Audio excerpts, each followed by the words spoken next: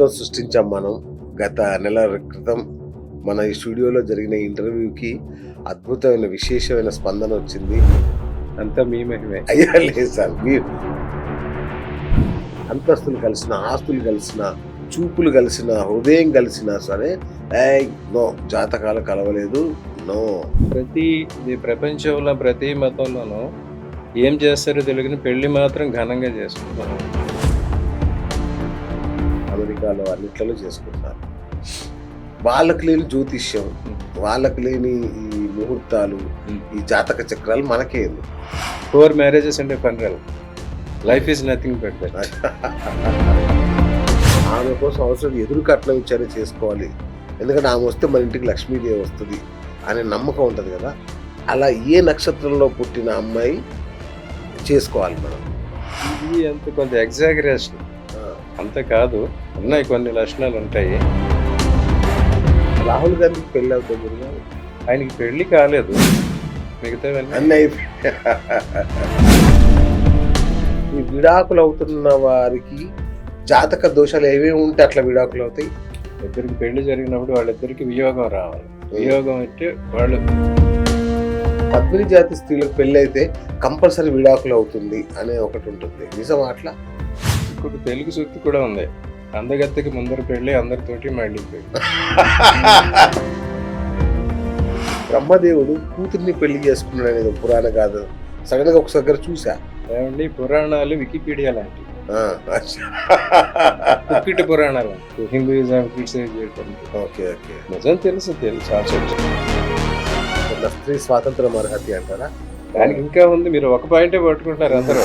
పితా రక్షంతి బాల్యాన భర్త రక్షంతి యవ్వనే రక్షంతి పుత్రాహ వార్ధక్యే న స్త్రీ స్వాతంత్రం అర్హసి. అది పుల్లి.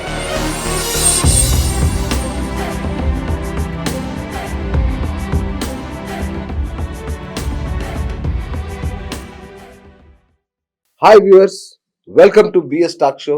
నేను మీ బుర్రా శ్రీనివాస్.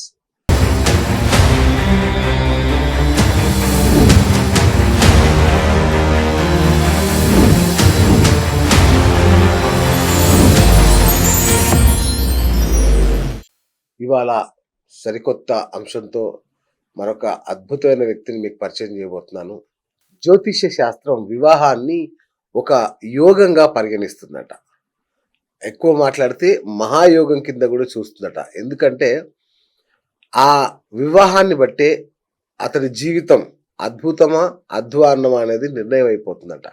మరి అంతటి విశిష్టత, అంతటి ప్రాముఖ్యత ఉన్న వివాహం పరిస్థితి ఎలా ఉందో ఇప్పుడు మనం చూస్తున్నాం. సరైన జ్యోతిష్యుడు, సరైన దాని ముహూర్తాలు, జాతకాలు సరిగ్గా కలవకుండానే పెళ్లిళ్ళు చేసుకోవడం లాంటి వాటి వల్లనే ఈరోజు వివాహ వ్యవస్థ ఎలా ఉందో మనం చూస్తున్నాం.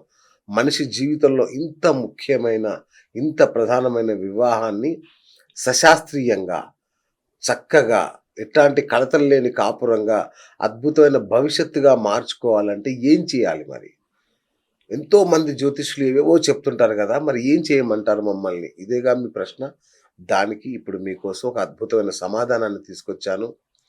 గతంలో ఇప్పటికీ ఆయన మన షో ద్వారా, అంటే అప్పటికే ఆయన అద్భుతమైన జ్యోతిష్యుడు, మన షో ద్వారా పాపులర్ అయ్యారు. కశ్యప్ గారు, తను జ్యోతిష్య సారావళిని రచించిన కళ్యాణ వర్మ వంశీకులు. మరి ఆయన నోటి వాక్ అలా ఫలిస్తుంది. ఆయన చెప్పాడు అంటే అలా జరిగిపోతుంది. ఆయన విజ్ఞానం చూస్తే నాకే ఒక్కోసారి ఓ మై గాడ్, ఏంటి ఇంత అలవోకగా, ఇంత అద్భుతమైన విషయాలు అలవోకగా చెప్పేస్తున్నారే అనిపిస్తుంది.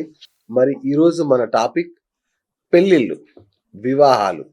ఈ యొక్క వివాహానికి ఏమేమో కావాలి, అంటే ఇక వాళ్ళు చెప్పేవి వింటే మనకు ఒక్కోసారి మతిపోతుంది. అలాంటివన్నీ చెప్తుంటారు కదా. అసలు ఇప్పుడు సీజన్ స్టార్ట్ అయింది కాబట్టి వివాహానికి ఏం కావాలి? ఒక మంచి అద్భుతమైన దృఢమైన బంధంగా నిలవాలి, అన్యోన్యమైన దాంపత్యం జరగాలి అంటే ఏం చేయాలి, ఎలా ఉండాలి అనేది తెలుసుకోవడమే ఇవాల్టి మన ఎపిసోడ్. జాగ్రత్తగా వినండి, ఆయన చెప్పేవి జాగ్రత్తగా అర్థం చేసుకోండి. గురుగారు నమస్తే. నమస్తే. గురుగారు, ఒక అద్భుతం సృష్టించాం మనం. గత నెల క్రితం మన ఈ స్టూడియోలో జరిగిన ఇంటర్వ్యూకి అద్భుతమైన విశేషమైన స్పందన వచ్చింది. అసలు మీకు కాలు కలపమని నాకు మామూలు రికమెండేషన్లు రావట్లేదు. మరి మీరు ఏం మ్యాజిక్ చేశారో నాకు అర్థం కావట్లేదు గురుగారు. వండర్‌ఫుల్. అంటే మీ మాట నేను ఆ రోజు అన్నాను. మీ మాట ఒక మంత్రంలాగా పనిచేస్తుంది. ఒక వేద వాక్కులాగా జనాలు వింటున్నారు అన్నది అది నిజమైంది. బహుశా మీకు ఆ తాకిడి మీకు ఈ పాటికి అర్థమయ్యే ఉంటుంది. అంతే కదా గురుగారు? అంతా మీ మహిమే. అయ్యా! లేదు సార్. మీరు బాబోయ్! మీ ఆ జ్యోతిష్య సారావళేంటి, మీ కళ్యాణ వర్మ గారేంటి, మీ వంశ చరిత్ర అంటే మీరు ఆ కళ్యాణ వర్మ గారి వంశీకుడు అనేసరికి జనంలో మొట్టమొదటగా ఒక నమ్మకం. రెండోది మీరు చెప్పిన విధానం. ప్రతి విషయాన్ని మీరు విపులీకరించిన విధానం ఉంది చూసారా? అది నిజంగా అద్భుతం సార్ అది. సో, మేము గూడా ఫిదా అయిపోయాం మీ జ్యోతిష్యానికి. Thank you. ముఖ్యంగా మీ జ్యోతిష పరిజ్ఞానానికి. Thank you. Sir thank you స్టూడియోకొచ్చినందుకు సార్. సో, ఈరోజు చెప్పాను కదా సార్ వివాహాలకు సంబంధించి ఎందుకంటే సీజన్ స్టార్ట్ అవుతుంది కాబట్టి, వివాహాలకు సంబంధించిన చాలా సమస్యలున్నాయి. మీరనొచ్చు జ్యోతిష్యాల్ని బాగానే చెప్పించుకుంటున్నారు. ప్రతి పెళ్ళికి జ్యోతిష్యం చెప్పించుకుంటున్నారు గదా! ఇంకేంటి ప్రాబ్లమ్ అని మీరనుకోవచ్చు. సార్ మీరు చూస్తున్నారు అంటే సరే ఒకసారి ముందు దానికంటే ముందు నాకొక డౌటుంది. జ్యోతిష్యం అంటే జ్యోతిష్యుడిని సంప్రదించకుండా అది ఏ స్థాయి వ్యక్తి అని ఎవరో ఒకరినైతే జ్యోతిష్యుడిని సంప్రదిస్తున్నారు. చేసుకుంటున్నారు. హ్మ్. అయితే ఈ జ్యోతిష్యం పేరు చెప్పి హ్మ్. అద్భుతమైన సంబంధాలు గూడా చెడగొట్టుకుంటున్నారు. హ్మ్. అంటే అమ్మాయి అబ్బాయికి నచ్చినా, హ్మ్. అంతస్తులు కలిసినా, ఆస్తులు కలిసినా, చూపులు కలిసినా, హృదయం కలిసినా సరే, ఏయ్! నో జాతకాలు కలవలేదు. నో అని జెప్పి ఆపేస్తున్నారు పెళ్ళని. ఇప్పుడేనా ఇది పురాణాల నుంచి గూడా ఉందా? పురాణాల్లో ఈ జాతకాలకు అంత ప్రాధాన్యత ఉందా? పురాణాల్లో అంతా దేవుళ్ళ గురించి చెప్పారండి. హ్మ్. పురాణాలని దేవుళ్ళు శివ పురాణం, బ్రహ్మ పురాణం, విష్ణు పురాణం. అవును. వాళ్ళు సర్వజ్ఞులు. ఏమైనా చేసుకోగలరు, ఏమైనా చేయగలరు. రైట్. వాళ్ళకి లేవు. హ్మ్. ఇదంతా మానవాళికే. అచ్చా! మానవాళి కోసమే పెట్టారనమాట. హ్మ్. మ్యారేజ్ అనేది ఒక socio economic and religious institution. Oh! సాంఘిక, ఆర్థిక, మత సంబంధమైన. ఓకే. ప్రపంచంలో ప్రతి మతంలోనూ ఏం చేస్తారో తెలియని పెళ్లి మాత్రం ఘనంగా చేసుకుంటారు. అవును. అందరూ దాన్ని సెలబ్రేట్ చేసుకుంటారు. అవును. ఎందుకంటే పెళ్లి అనేది first and foremost purpose of the marriage is the continuity man kind. Yes. Correct. మానవాళి ముందుకెళ్ళాలంటే పెళ్లి జరగాలి, సంతానం రావాలి, పురోభివృద్ధి చెందాలి. అవును. దాన్ని సాల్మనైజ్ చేశారనమాట. పవిత్రంగా మానవాళి మళ్ళీ వచ్చే జనరేషన్‌కి మనం ఇవ్వాలి. ఓకే. ఓకే. అందుకోసం అది చేసే ప్రతి పని కూడా మనం హ్మ్. పవిత్రంగా చేయాలి గనుక వాటికి శుభ సమయాలు చూసుకొని చేయటం కోసం అది ప్రారంభించాం. రైట్. దీనికి సంబంధించి ఇంకొక చిన్న డౌట్ ఉంది గురుగారు. నేను చాలా మందిని అడుగుతుంటాను ఈ ప్రశ్న. మంచి సమాధానం కోసం అన్వేషిస్తుంటాను. ఓకే. రాముడి పెళ్లి. హ్మ్. రాముడి పెళ్లికి అద్భుతమైన ముహూర్తం అభిజిత్ లగ్నం. హ్మ్. వశిష్ఠుల వారి పెట్టారు. సారథ్యంలో ఆయన పెడితే హ్మ్. ఆ అమ్మవారు, అయ్యవారు సీతారాముల కళ్యాణం హ్మ్. జరిగింది. హ్మ్. కానీ ఆ వివాహ బంధంలో హ్మ్. వాళ్ళు కలిసి ఒక నెల రోజులు కూడా లేరు. అంటే ఇది ఆనందంగా. అవును. ఆనందంగా వాళ్ళు హ్మ్. ఒక నెల రోజులు కూడా లేరేమో హ్మ్. బహుశా. అవును. పెళ్ళయింది. అడవుల్లోకి పడిపోయారు. అడవుల్లో సంతానోత్పత్తి లేదు. అడవుల్లో వాళ్ళు బహుశా ఉన్నారు. ఆహ్, హ్మ్. కలిసి ఉండరేమో అనుకున్నాను. అంటే హ్మ్. సంతానం లేదు గదా! హ్మ్. హ్మ్. మళ్ళీ 14 ఏళ్ల వనవాసం ముగిసి వచ్చిన తర్వాత హ్మ్. మళ్ళీ సంతానం ఆ సంవత్సరంలోపే మళ్ళీ అది. మళ్ళీ వియోగం అవును. భూగర్భంలోకి అమ్మవారు ఎళ్ళిపోవడం. అవును. మరి ఓకే. వశిష్ఠుల వారు పెట్టిన ముహూర్తమే అలా ఉంటే హ్మ్. మనబోటి వాళ్ళ పరిస్థితి ఏంటి? అవతార పురుషులండి. ఆ! రాముడు, కృష్ణుడు మనలాగా మానవులు కారు. హ్మ్. వాళ్ళు కారణ జన్మలు. అవతార పురుషులు. The purpose of Rama birth is not to get married and to get progeny. Okay. పెళ్లి చేసుకుని మానవుల్లాగా పిల్లలు కని సంసార బంధాలు ఉండటానికి కాదు. హ్మ్. ఆయన పర్పస్ ఏంటి? ఆర్యావర్తాన్ని పెంచాలి. రావణుని సంహరించాలి. Machine impossible. హ్మ్. ఆ మిషన్‌తో పర్టిక్యులర్‌గా వచ్చిన ఆయన రాముడు. దానికి కారణభూతురాలైంది జానకి. మనకందరిలాగా రాముడు, సీత కూడా హ్యాపీగా మ్యారేజ్ చేసేసుకుని అయోధ్యకొచ్చి రాజ్యం పాలించేసి మిగతా మహారాజుల కొంతమంది సంతానాన్ని కనేసుంటే ఆళ్ళది అక్కడితో అయిపోయేది. హ్మ్. కానీ రాముడి పర్పస్ తెలుసు. రామావతారం పర్పస్ వశిష్ఠుడికి తెలుసు. ఆయన పెళ్లి చేసుకుని వాళ్ళిద్దరూ సుఖంగా ఉండటం కోసం కాదు. వాళ్ళిద్దరూ అడవులకెళ్ళాలి, రావణుని చంపాలి, రామరాజ్యం స్థాపించాలి. ఆయన పర్పస్ అది కనుక ఆ ముహూర్తం పెట్టాడు. సరే సార్, ఒప్పుకుంటాను. మీరు అలా చెప్పారు కాబట్టి ఒప్పుకున్నా. ఈ రోజు కూడా భార్యాభర్తలు అన్యోన్యత, అనుబంధం అంటే సీతారాములనే కోట్ చేస్తారు. మరి ఇది ఎలా చేస్తారు? వారు అన్ని కష్టాల్లో కూడా కలిసే ఉన్నారు. ఉమ్, సీతారాములు జీవనం అంటారు కానీ వాళ్ళు సుఖాల కోసం చేయలేదు. ఉమ్, మామూలు సుఖాల కోసం వారి జీవనం చేయలేదు. కానీ అన్ని కష్టాల్లోనూ కలిసి ఉన్నారు. యాక్చువల్గా దశరథుడు రాముడిని ఒక్కడనే అడవికి వెళ్ళమన్నాడు, సీతను వెళ్ళమల్లా. అవును. రాముడు కూడా నేను ఒక్కడనే వెళ్తాను అన్నాడు. కానీ సీత నేను సాధర్మచారిని, నేను వస్తానంది. మీకు హెల్ప్ చేస్తానని లక్ష్మణుడు, వాళ్ళిద్దరు వాలంటరీగా వెళ్ళారు. ఉమ్, రాముడు అనలేదు. అవును. అట్లాగే వనవాసం వెళ్ళిన తర్వాత అక్కడ కూడా రాముడు వనవాసానికి వెళ్ళిన తర్వాత అక్కడ మునులంతా రకరకాల భంగిమల్లో తపస్సు చేస్తున్నారు.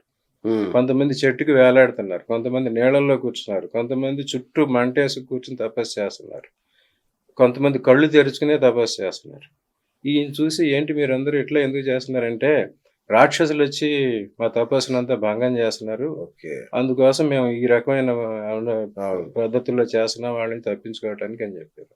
అయితే ఆ రాక్షసుల్ని నేను సంహరిస్తాను, మీరు మీ తపస్సులే ప్రశాంతంగా చేసుకోండి అని అభయం ఇచ్చాడు. అవును. అప్పుడు సీత అంటది, మీ నాన్నగారు నిన్ను అడవిలో ఉండి రమ్మన్నారు, అంతేగాని ఇవన్నీ చేయమని చెప్పలేదు కదా, ఆ, ఎందుకు ఇవన్నీ నువ్వు నెత్తినేసుకుంటున్నావు అంటుంది. ఉమ్, అప్పుడు ఈయన అంటాడు, నేను క్షత్రియుడిని, నన్ను ఆశించిన వాళ్ళని రక్షించాలి, అది క్షాత్రధర్మం.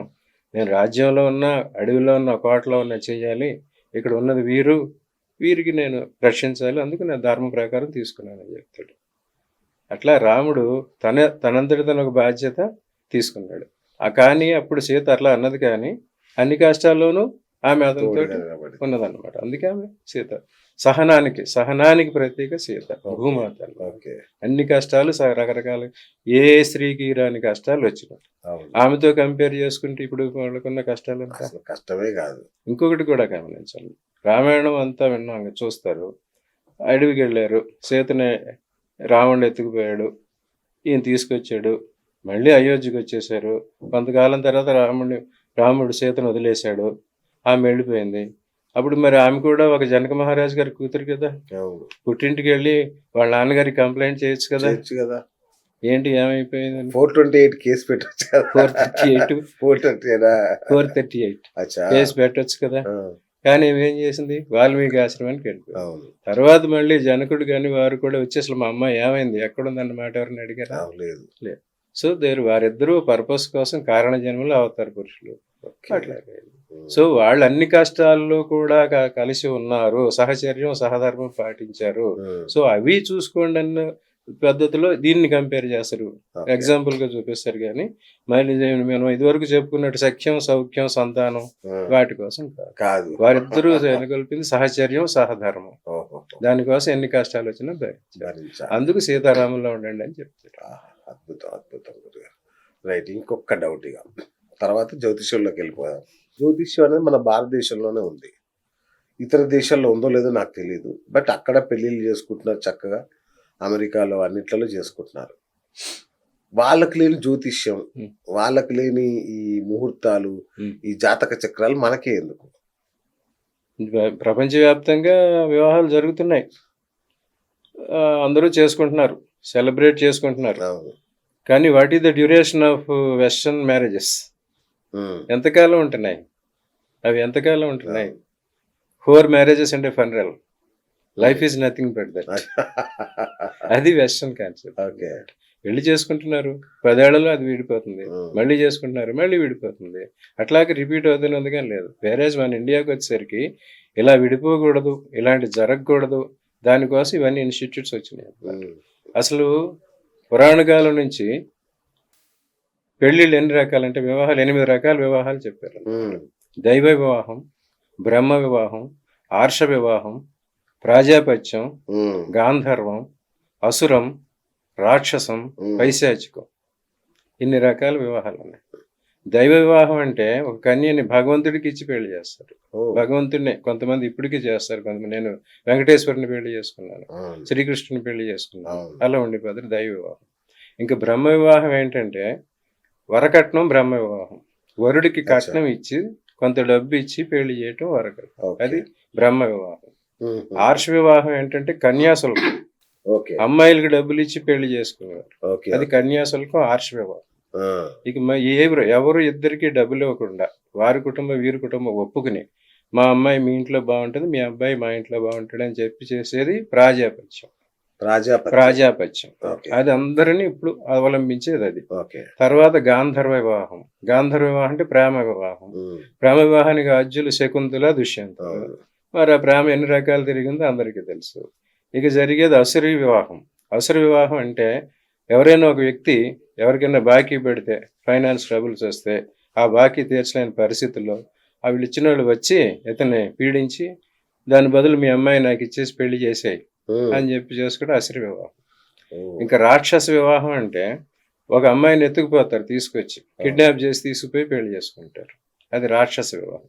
ఇంకా ఆఖరిది పైశాచిక వివాహం. పైశాచికం అంటే ఒక స్త్రీ ఏ హెల్ప్ లేకుండా అపస్మార స్థితిలో కానీ నిద్రలో కానీ కొంతమంది పిచ్చి పిచ్చి వాళ్ళని అవును. అత్యాచారం చేశారంటారు చూసారు, అవన్నీ ఉమ్, ఆ పైశాచికంలోకి వస్తాయి. బా. ఇన్ని రకాల వివాహాలు ఉన్నాయి. వీటన్నిటిలోకి మానవులకి ప్రజాపత్యం అనేదే సరైన వివాహ పద్ధతి. అప్పుడు దానికోసం ఏం చేశారంటే వీళ్ళంతా జీవితంతో కలిసి ఉండాలి కనుక వీళ్ళ బాగోగులు పూర్వపరాలు అన్నీ తెలుసుకోవటానికి. ఇప్పుడు మనకి మీరు అన్నారు కొన్ని వివాహాలు బాగానే ఉంటున్నాయి, చూపులు గెలిచినాయి, మనసులు గెలిచినాయి, అన్నీ గెలిచినాయి, అవును. అయినా పెళ్ళిళ్ళు ఒప్పుకోవట్లేదు. అవును. మీరు చూసేదంతా దృశ్యార్థం. అచ్చా. కనిపించేది మనకు కనిపించేది దృశ్యార్థం, మనకు కనిపించింది అదృశ్యార్థం. ఉమ్, మనకు కనిపించింది వెనకాల ఉంటుంది. ఇప్పుడు పెళ్ళి అనేది 25 ఇప్పుడు 30 సంవత్సరాల మధ్యలో జరుగుతుంది. ఉమ్, ఇంతవరకు లైఫే మనం చూస్తున్నాం. అవును. తర్వాత వచ్చే లైఫ్ ఎవరు చెప్తారు? మన జాతక చక్రం ప్రకారం మన లగ్నం నుంచి 7th వరకు ఉన్న గ్రహాలు దృశ్యార్థం మన ముందు కనిపిస్తాయి. మన 7th ప్లేస్ నుంచి మళ్ళీ 12 వరకు ఉండే గ్రహాలు అదృశ్యార్థం అంటారు. పుష్ అండ్ పుల్ అన్నమాట. మన ముందు దృశ్యార్థంలో ఉన్న గ్రహాలు మంచివైతే మనల్ని పైకి లాగుతాయి, చెడ్డవైతే వెనక్కి నెట్టుతాయి. ఓకే. అదృశ్యార్థంలో ఉన్న గ్రహాలు మంచి అయితే మనకు ముందు నెట్టుతాయి, చెడ్డవైతే వెనక్కి లాగుతాయి. ఓకే. మనం పెళ్లిళ్ళ ముందు వరకు మీరంతా చూసే దృశ్యార్థం చూసి మనసులు కలిసినాయి, వయసులు కలిసినాయి, చూపులు కలిసినాయి. వాళ్ళ జీవితాలు కలుస్తాయో కలవో చెప్పేది అదృశ్యార్థం. ఆ అదృశ్యార్థం చెప్పేది జ్యోతిష్యం. ఉమ్, అందుకోసం ఈ జ్యోతిష్యాలన్నీ చూసుకుని పెళ్లిళ్ళు చేయటం మొదలు పెట్టారు. ఓకే. ఓకే. ఓకే. సరే, ఇంకొకటి కూడా ఉంది డౌట్.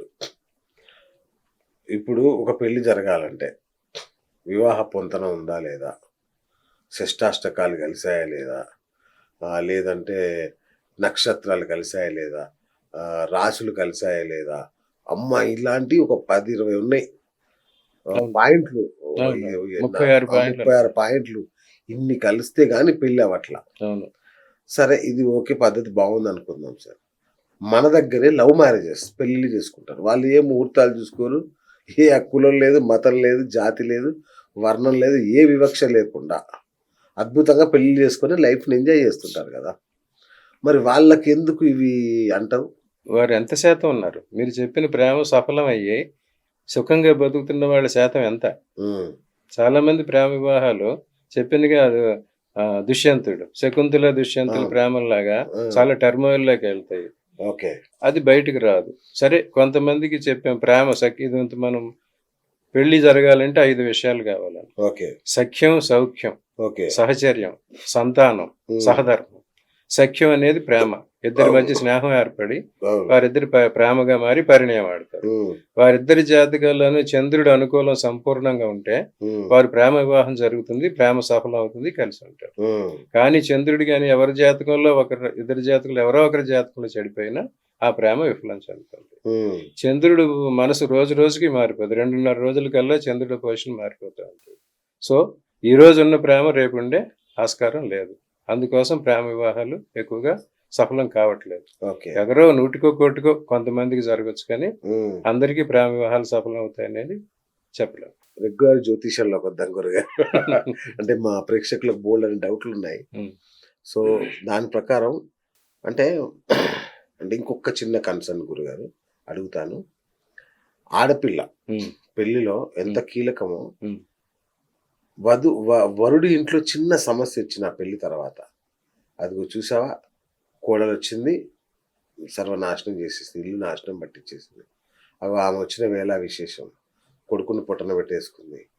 ఇట్లా ఏది జరిగినా ఆ ఇంట్లో కొత్త కోడలకి ఆపాదించేస్తుంటారు. ఇది నిజంగా న్యాయమా? అది లేదండి, అది చాలా తప్పు. ఆ, ఎవరి కర్మ వారిదే. ఒకళ్ళు ఇంకొకళ్ళని చేయలేరు. ఒకరి మంచి ఇంకొకళ్ళకి వస్తదేమో కానీ ఒకరి చెడు ఇంకొకరికి రాదు. ఇప్పుడు చాలా మంది గుళ్ళకి వెళ్ళి పూజ చేసుకుంటారు.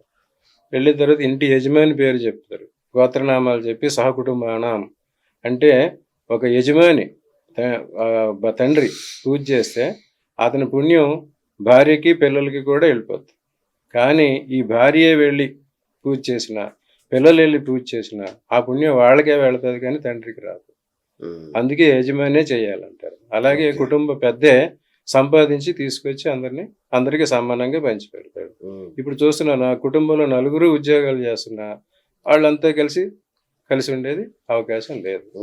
ఈ రకంగా అప్పుడు ఇటువంటి పరిస్థితుల్లో అలాంటి విషయాలు వస్తూ ఉంటాయి. ఇప్పుడు మనుషుల్లో 3 రకాలు ఉంటాయి, దేవగణం, మనుష్యగణం, రాక్షస గణం అంటే. సో ఈ గణాలను అట్లా మాట్లాడినప్పుడు ఏ గణం వాళ్ళు ఏ గణం వాళ్ళని పెళ్లి చేసుకోవాలనేది ఉంటుందా? అది గణం అనేది నక్షత్రాలను బట్టి అరేంజ్ చేశారు. దేవగణం అంటే వాళ్ళు సాఫ్ట్ నేచర్ లో ఉంటారు.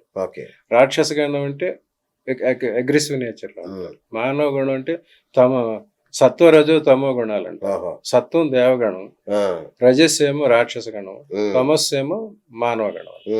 అందుకోసం ఈ నక్షత్రాల్లో పుట్టిన వాళ్ళు ఈ రకంగా ఉంటారు. దేవగణానికి రాక్షస గణానికి పడదు. అందుకు దేవగణం రాక్షస గణం వచ్చిన వధూవరులకి పెళ్లిళ్ళు చేయలేదు.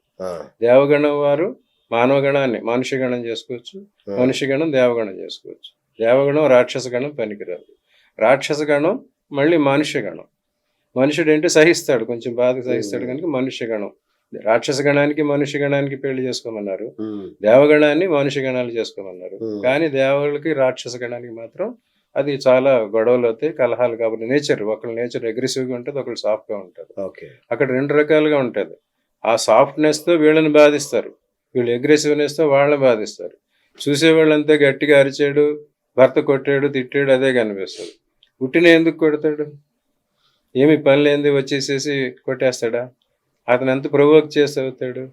ఈ దేవగణం వాళ్ళు అట్లా ప్రవోక్ చేస్తుంటారు. అది భరించలేక వీళ్ళు దాన్ని అగ్రెసివ్గా తీస్తారు. అందుకోసం ఈ 2 లక్షణాలు ఉండకూడదు కనుక దేవగణానికి రాక్షస గణానికి పెళ్లి వద్దు అని చెప్పి. సూపర్. అది ఒక పెళ్లిలోనే కాదు, మన ఎంప్లాయీస్ లో కూడా, మన ప్రజల్లో కూడా ఎలా తెలుస్తుంది? ఒక బాస్ ఉంటాడు, అందరి మీద అరుస్తా ఉంటాడు, అది రాక్షస ప్రవృత్తి. ఇంకొక బాస్ ఉంటాడు, చక్కగా పిలిచి అయ్యా ఇది చెయ్యయ్యా, ఇది చూసుకోండి, జాగ్రత్తగా చూసుకోండి అట్లా. ఇంకొక ఆయన ఉంటాడు, మన ఇద్దరం కూర్చొని చేసుకుందాం, అది మనిషిగా. ఇవన్నీ మనుషుల ప్రవృత్తి, వాటిని బట్టి ఎప్పుడో అబ్జర్వ్ చేసి వాళ్ళని కేటగరైజ్ చేస్తారు. అది జ్యోతిషం. అందరూ ఎదురు చూసే ఒక ప్రశ్న ఏంటంటే గురుగారు, ఎదురు కట్నం ఇచ్చి మరీ ఒక అమ్మాయిని పెళ్లి చేసుకోవాలి, ఇదిరా ఇలాంటి గుణగణ, ఇలాంటి తారాబలం, చంద్రబలం లేదంటే గ్రహ బలం ఉన్న అమ్మాయిని చేసుకోవాలి, ఆమె కోసం అవసరం ఎదురు కట్నం ఇచ్చానే చేసుకోవాలి, ఎందుకంటే ఆమె వస్తే మన ఇంటికి లక్ష్మీదేవి వస్తుంది అనే నమ్మకం ఉంటుంది కదా. అలా ఏ నక్షత్రంలో పుట్టిన అమ్మాయి చేసుకోవాలి మనం? ఇది కొంత ఎగ్జాగరేషన్, అంత కాదు. ఉన్నాయి కొన్ని లక్షణాలు ఉంటాయి, వాళ్ళు మంచిగా అన్నీ చేస్తారు. అటువంటి వాటిలో శుక్రుడికి సంబంధించిన నక్షత్రాలు, చంద్రుడికి సంబంధించిన నక్షత్రాలు, చంద్రుడికి సంబంధించిన, బుధుడికి సంబంధించిన నక్షత్రాలు వాళ్ళలో ఉంది. ఎక్కువగా చెప్పేది హస్త నక్షత్రం అమ్మాయిని ఎదిరించి పెళ్లి చేసుకోండి. హస్త నక్షత్రం, రోహిణి నక్షత్రం అమ్మాయిని కూడా చేసుకోవాలి. అలాగే శుక్రుడికి సంబంధించిన నక్షత్రాలు కూడా తీసుకోమంటారు. కానీ అది ఒక్కదానితోనే సరిపోదు. తర్వాత వీళ్ళ జాతకం ఎట్లా ఉన్నది, వీళ్ళ గ్రహగతులు ఎట్లా ఉన్నాయి, అమ్మాయి గ్రహగతులు ఎట్లా ఉన్నాయి అనేది ఉంటుంది అన్నమాట. జనరల్గా ఈ శుక్రుడికి సంబంధించిన రాశులు తులారాశి, వృషభ రాశి. ఈ నక్షత్రాల్లో పుట్టిన అమ్మాయిలు చిన్నప్పుడు పుడితే వాళ్ళ అదృష్టం అంతే తండ్రికి వస్తుంది, వాళ్ళకి మధ్య వయసులో అయితే భర్తకు వస్తుంది, చివరి వయసులో అయితే పిల్లలకు వస్తుంది.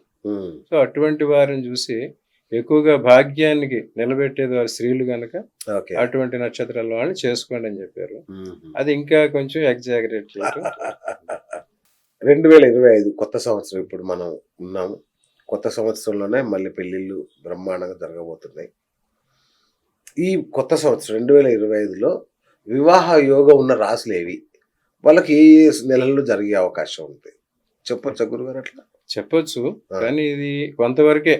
గోచారం ప్రకారం చేసే ఫలితాలు 20-25% మాత్రమే అచ్చా. సక్సెస్ అవుతాయి. ఉమ్.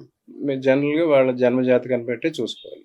ఓకే. ఇంకా 20-25 సంవత్సరం చూసుకుంటే ఈ మన గోచారాన్ని ప్రభావం చేసే గ్రహాలు 4 గ్రహాలు: గురువు, శని, రాహువు, కేతు. ఉమ్. ఈ నలుగురి గమనాన్ని బట్టే చేస్తారు. ఓకే. వీరి నలుగురి గమనం ప్రకారం 20-25లో వృషభ రాశి, కర్కాటక రాశి, వృశ్చిక రాశి, వృశ్చిక రాశి, మీన రాశి, ఉమ్. సింహరాశి. ఈ 5 రాశులకి గ్రహగతులు బాగున్నాయి. ఓ.